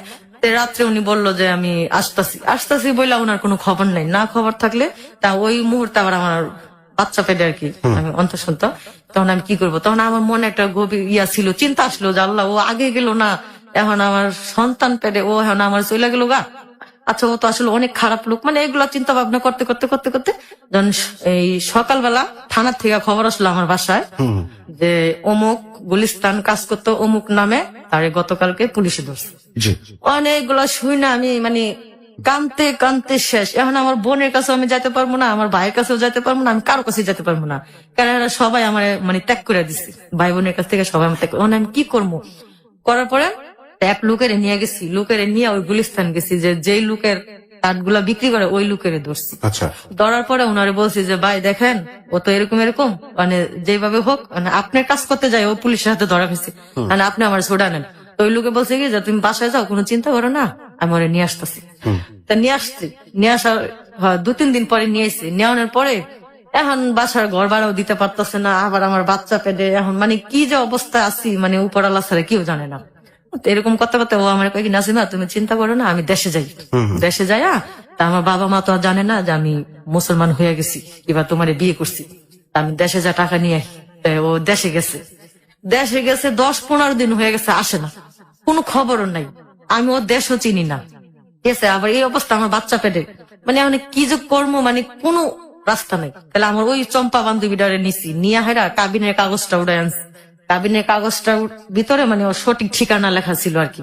আচ্ছা। তো ওই ঠিকানার অবস্থায় আমার ঘরের ফ্যান বিক্রি করছি, আর কটা হাড়ি পাতিল ছিল, আর আমার কটা শাড়ি কাপড় ছিল, এগুলা বিক্রি করছি। বিক্রি করে ওই কাবিনের কাগজের এইখান থেকে ঠিকানাটা নিচ্ছি। তারপর আমার বড় পারে দুলা ভাইরা এসে বলছি যে ভাই আমার তো ভুল হয়ে গেছে, এখন আপনি কি যাবেন না? আমার বোন কয় কি, তুই জাহান নামে চৌরাস্তায় গেছিস, তুই জাহান নামে চৌরাস্তা যা, তুই তোর পাপের ইয়া আমাকে শরীরে যেন না লাগে, তুই যা, তোর আমরা চিনি না। এই কথা কয়া তারপর আমার দুলাভাইরে কইছি, আচ্ছা আমি অচেনা গ্রামে যাইতেছি, যেহেতু আমি অন্যায় করছি, আমার ইয়াটা আমি খুঁজে বাই করবো, কারো লাগবো না। তা আমার বান্ধবীর না, এর আগে আবার ওর একটা বন্ধুরে পাঠাইছি। আমি কই কি, সুলতান ভাই দেখেন সেন্টুরে এত ভালো মনে করতাম, ও এই কাজটা কেমনে করলো? কই কি ভাবি, আচ্ছা ঠিক আছে, তা আমার ভাড়া টাকা দেন, আমি যাই। তো ভাড়ার টাকা আমি একা দিচ্ছি, ও গেছে, যায় ওরে বলছে যে তুই যে দেশে যে ঢাকা যেরকম করে থইলি, তখন ওই মেয়েটার অবস্থা কি হইব।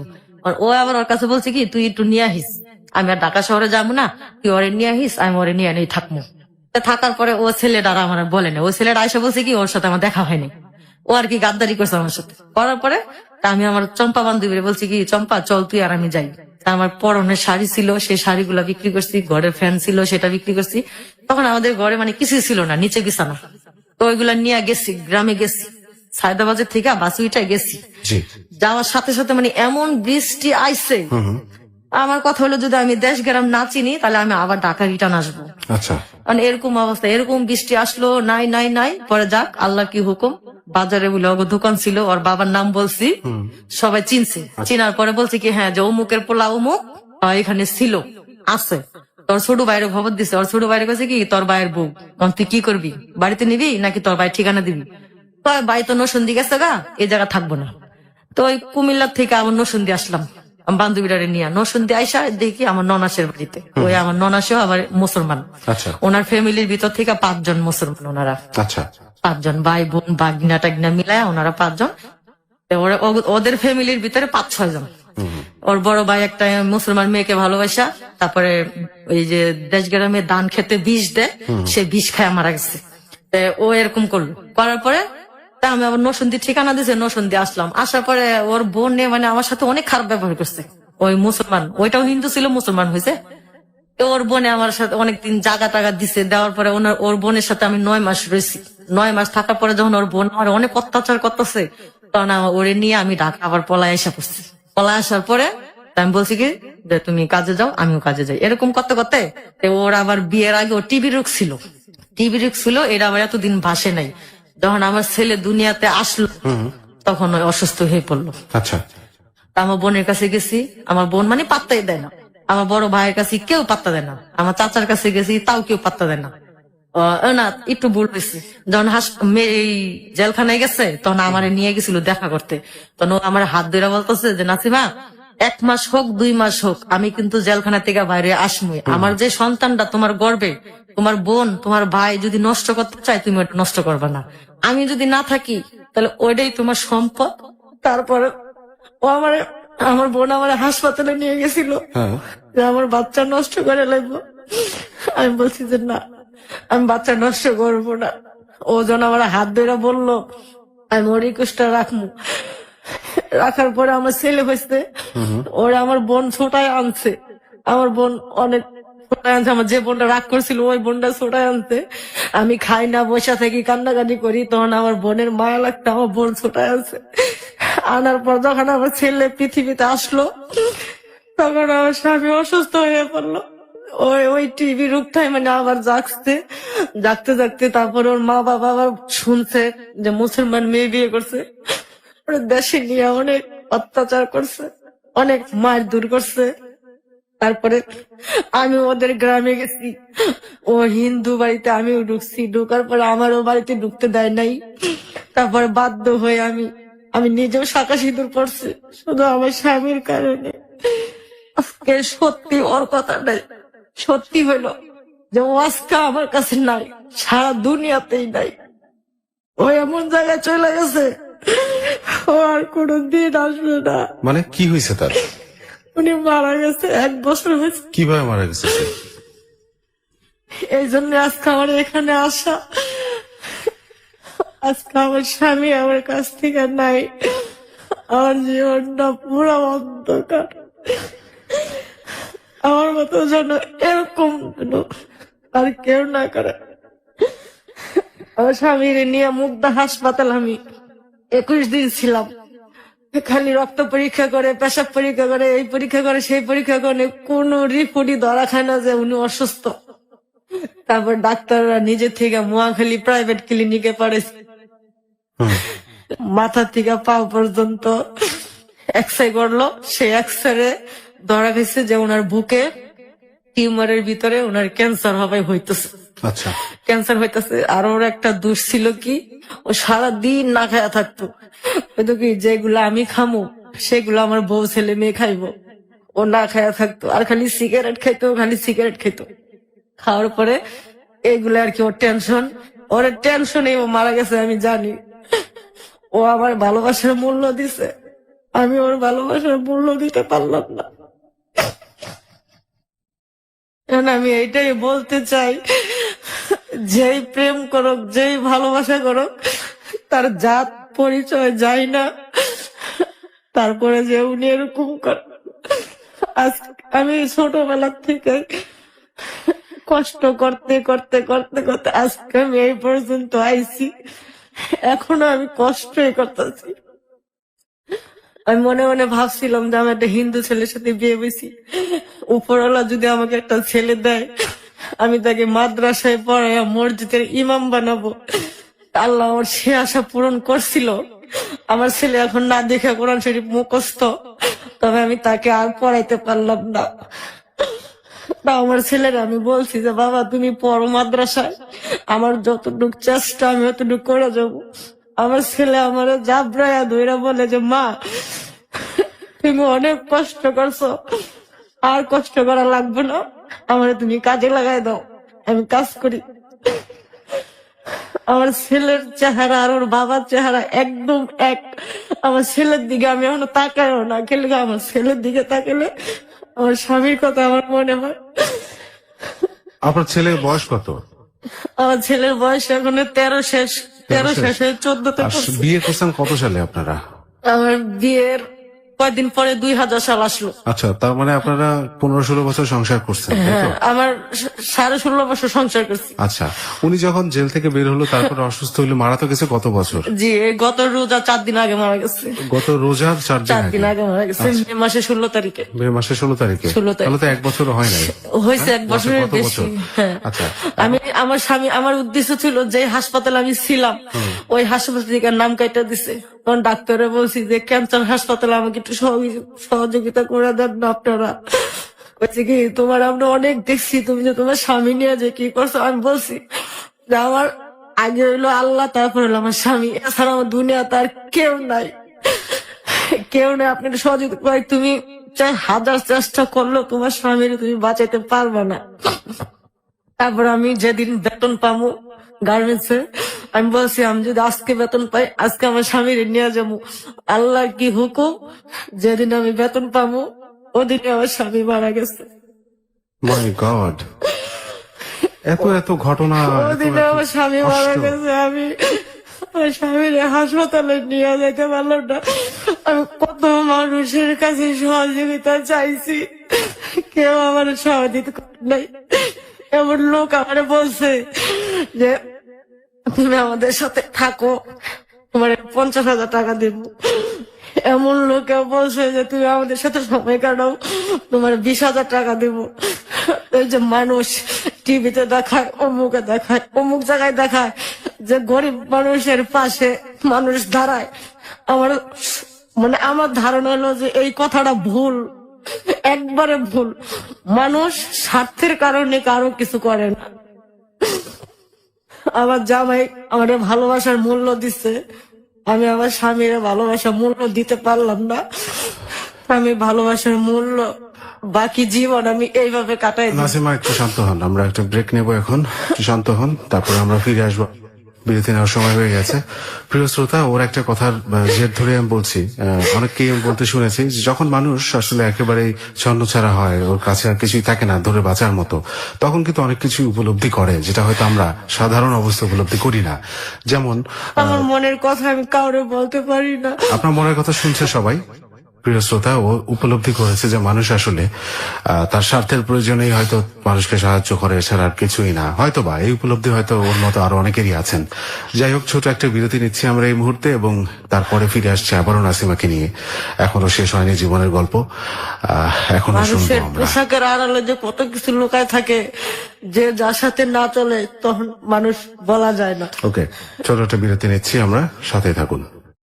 হ্যালো 8920 হ্যালো 8920 জীবনের গল্প। প্রিয় শ্রোতা, আজকে শেষবারের মতো আপনাদেরকে স্বাগত জানাচ্ছি হ্যালো 8920 জীবনের গল্পে। আর যে সেতু আছে আপনার সাথে, এবং শুনছেন নাসিমার জীবনের গল্প। আমরা যেখানে বিরতি নিয়েছিলাম, কান্নায় ভগ্ন একটা মানুষ এখনো কাঁদছেও, আমরা ওর কান্নার শব্দ পাচ্ছি, আমি পাচ্ছি স্টুডিওতে। আমি জানি না আপনারা পাচ্ছেন কিনা। একেবারে শুরু থেকে ওর জীবনটা কিন্তু কান্নার ছিল, এখনো পর্যন্ত কান্নার। এই কান্নার জীবনটা থেকেও বের হয়ে আসুক। যাই হোক, এটা আমরা, আমার মতো আপনারা সবাই চান, আমি জানি। যাই হোক, আমার শুভকামনা এবং আপনাদের দোয়া ওর সাথে থাকবে, আমি জানি। কিন্তু এখনো গল্পটা শেষ হয়নি, আমরা শুনবো। ওর ছেলের কথা বলছিল, এবং ও বারবার একটা কথা বলছে যে আমার স্বামী আমাকে মূল্য দিয়েছে তার ভালোবাসার, বাট আমি পারিনি। কিন্তু কেন কেন বলছেন আপনি? আমার স্বামী আমার ভালোবাসার মূল্য দিতে, কারণ ওনার বাবা মা যখন জানছে যে মুসলমান মেয়ে বিয়ে করছে, তখন ওনাকে টাকা দিছিল, পাসপোর্ট করে দিছে উনি যেন ইন্ডিয়া চলে যায়। উনি ওই টাকাগুলো নিয়ে এখানে আইছে, এখানে আইসা আমার নিয়ে সুন্দরভাবে রয়েছে, খাইছে, চলাফেরা করছে। অথচ আমার স্বামীর এত বড় একটা অসুখ হইলো, কোন মানুষ আমার স্বামীর পাশে আইসা দাঁড়ায় নাই। যে ছেলেটা হিন্দু ছিল কিংবা আমাদের ধর্ম আইসা পড়ছে, আমাদের সমাজের উচিত ছিল যে একটা হিন্দু ছেলে, ওর বাড়ি ঘরে কিন্তু ভালো সম্পদ, অনেক বড় লোকের ছেলে, ও আজকে বিনা চিকিৎসায় এইভাবে মারা যাইব, আমি এটা কল্পনাও করতে পারি না। মানে আমার এই ধরনের কোন চিন্তা ভাবনা আসলেই মানে আমার কেমন যে লাগে, আল্লাহ ছাড়া কেউ জানে না। তখন আমি কাজও করি না, আমি এদিক সেদিক খালি রাস্তা দিয়ে হাঁটতে থাকি, ওদিকে যাই ওদিকে। আমি যখন রাত্রে শুয়ে যখন কান্দি, মানে ওনার স্মৃতিগুলা যখন আমার মনে হয়, আমার ছেলে তখন আমার চোখের পানি মোছাই দেওয়া গায় কি, মা আব্বা নাই দেখে কি আমি আছি, আমি তোমার বড় হয়ে কোনো কষ্ট দিব না মা, তুমি কাঁদবে না মা। আমার ছেলে এগুলা বলে। আমার কষ্ট একটাই যে আমার স্বামীর পাশে, আমার পাশে কেউ দাঁড়াইলো না, কেউ না। আমি সত্যি কথা কি বলবো, লজ্জা রেখে লাভ নাই। আমি মানুষের কাছে হাতও পাচ্ছি, কেউ আমারে 10 টাকা দিছে, কেউ আমারে 5 টাকা দিছে, কেউ আমারে 100 টাকাও দিছে। অথচ যখন আমার স্বামী, আমি তাকে একটু কিচ্ছু আইনা খাওয়াইতেও পারি নাই, ডেলে ডেলে মরিচ ভর্তা করে ভাত খাওয়াইছি, ওইগুলো তাও খায় নাই। মানুষের ঘরের থেকে একটু তরকারি চাই না দিছি, কয় তুমি খাও, সারাদিন তুমি কাজ করে এসো, তুমি খাও, আমার খাওয়া লাগবো না। ওই ছেলেরে তারপরে এই অবস্থায় সে কাজে গেছে, এই অবস্থায় সে কাজ করতে পারলে একটু ভালো মুরগি টুরগি আনছে, আমার ছেলেরে খাওয়াইছে, আমারে খাওয়াইছে। মানে আমার স্বামীর স্মৃতিগুলো আমি ভুলতেই পারি না। আমার যখন আমার স্বামী একবারে খুবই অসুস্থ, তখন আমি আল্লাহর কাছে বলছি যে আল্লাহ, যদি তুমি আমার স্বামীরে নিয়ে যাও, তাহলে আমার ছেলেরা আমারও নিয়ে যায় ওর সাথে, যেন কারো জন্য যেন কেউ কান্দার লোক না থাকে, কেউ যেন না থাকে। ও মানুষের গায়ে কি ছেলে এলো নিষ্পাপ, তুই ছেলের এলে মরবি কে লিগা? আমি কই না, কারণ ও তো ময়রা বাচ্চা দিতেছে, ও কষ্ট নিয়ে মরছে আমি জানি কে লিগা। ও আমার ভালোবাসে বিয়ে করছে, একটা কাপড় দিতে পারে নাই, একটু তেল দিতে পারে নাই, সাবান দিতে পারে নাই, ঘর ভাড়া দিতে পারে নাই, ছেলে নিজেও কোনোদিন একটা নতুন শার্ট প্যান্ট কিনতে পারে নাই, স্যান্ডেল কিনতে ঘুরছে, তারপর ভালো মন্দ জিনিস একটা খাইতে পারে নাই। মানে ও খুব এই টেনশনে আমার মনে হয় যে ও মারা গেছে। আর আরেকটা কথা সবার কাছে কই, মানুষ যত দুঃখে থাকবে আপনারা সবাই তার পাশে আগায় আসবেন। আমার কথা আমি বলতেছি না, আমার জীবন তো শেষই। আমি আর অন্য কোনো ছেলেদের সাথে আমার জীবন জড়াবো না। আমি এইভাবে আমার স্বামীর ভালোবাসার দাম দিয়ে যাব বাকি জীবন, যতদিন আল্লাহ আমার বাঁচায় রাখবো। আমি এইভাবেই থাকবো। আমার ছেলের জন্য আপনারা সবাই দোয়া করবেন যেন আমার ছেলেটা ভালো হয়, মানুষের মতো যেন মানুষ হয়।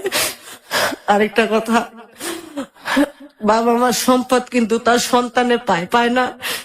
পায়। অথচ আমার শ্বশুর বাড়ি আমার ছেলের তার বাবা সম্পদ দিব না। যদি আপনারা পারেন আমার ছেলের সম্পদ আমার ছেলের নিয়ে দিয়েন, এতটুকু সহযোগিতা আপনারা আমাকে করেন। আমি আমার সুখের জন্য বলতেছি না, আমার ছেলের সুখের জন্য বলতেছি, যেন তার বাবার বিটাটা সে পায়, নাইলে তার কিছুই নাই। আপনারা এখন আছেন কোথায় এবং আপনি কি সে গার্মেন্টস এর কাজ করতেছেন? জি, আমি এখন গার্মেন্টস।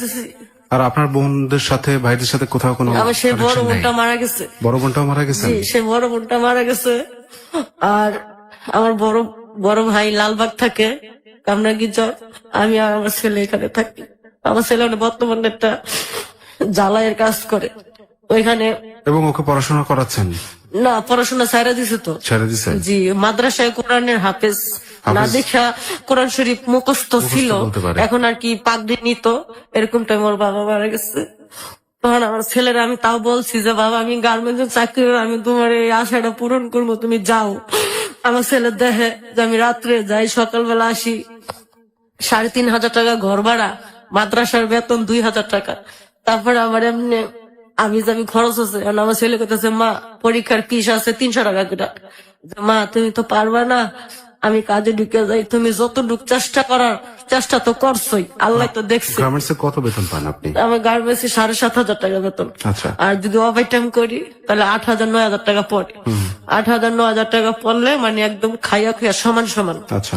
এটাই আর কি, আর কোনো কিছু না। আমার ছেলে বলতেছে যে মা আমি কাজ করি, আমার পড়ালেখা লাগবো না, আল্লাহ আমার ভাগ্যে লেখে নাই, ঠিক আছে আমি কাজ করি, তুমি আমার বাধা দিও না। তবে আমি আমার ছেলের দিকে মানে তাকাইতে পারি না। আমার জন্য আমার ছেলের জীবনটা নষ্ট, আমার জন্য আমার স্বামীরা সারা পৃথিবী ছাইরা গেল গা। আপনাদের কাছে এতটুকু অনুরোধ, আমার ছেলের যেন তার বাবার সম্পদটা যেন ফিরা পায়, এতটুকু ব্যবস্থা আপনারা করে দিন। ওরাও স্বীকার যাইতেছে যে সম্পদ পাইবো না। আচ্ছা, ওরা কি বলছে, দিবে না? না, ওরা বলছে যে ও নাকি সম্পত্তি বিক্রি করে গেছে। তো ও যদি বিক্রি করে যেত তো ওকে আমাদেরকে কোনোদিন বলতো না। না, এখন যদি আমরা দেশে যেতে চাই আমাকে দেশে যাইতে না করে, আচ্ছা, হুমকি দেয়। তারপরে যদি ফোন দেয় ফোনও ধরে না, এই ফোন ধরে না। তারপরে 3-4 বার ফোন দেওয়ার পরে ধরছে। আমার ছেলে ফোনে বলছে যে কাকা আমার একটা কাজ জোগাড় করে দেন না, বলছে এই নাম্বার আর কখনোই ফোন দিবা না, এটা বইলা রেখে দিচ্ছে। আচ্ছা, এটা তো না বলে অন্তত এতটুকু বলতে পারতো সে একটা কাজ চাইছিল। আচ্ছা, এটা তো সাধারণ একটা মানবিকতা। আত্মীয় স্বজনের এই অ্যাটিটিউড গুলো আসলে মানে আশার উপরে বা আশার অতীত বা এগুলো কেউ আশা করে না। অ্যাটলিস্ট একটা কাজের সংস্থান করে দেওয়া যেত। আমি মানে একটা এক্সাম্পল দিচ্ছি, এরকম সহস্র ঘটনা ঘটে এদেশে, ঘটতেই থাকে। মানুষ আসলে কেন জানি সবকিছু চাপে মানে হিউম্যানিটিটাকে লস করে ফেলেছে তাদের জীবন থেকে। যাই হোক, এখন আপনি আছেন আপনার ছেলেটাকে নিয়ে, ওকে পড়াশোনা করাতেও পারলেন না এবং আপনার ইচ্ছা ছিল যে ওকে হাফেজ তো বানাইছেন। জি, অসাধারণ একটা ব্যাপার যে এত কষ্টের পরেও এরকম একজন অসাধারণ শিক্ষা। আমার আশা ছিল যে আমার ছেলের আমি পাগড়ি পরাবো, ওই আশা তো উপরওয়ালা আমার পূরণ করে নাই।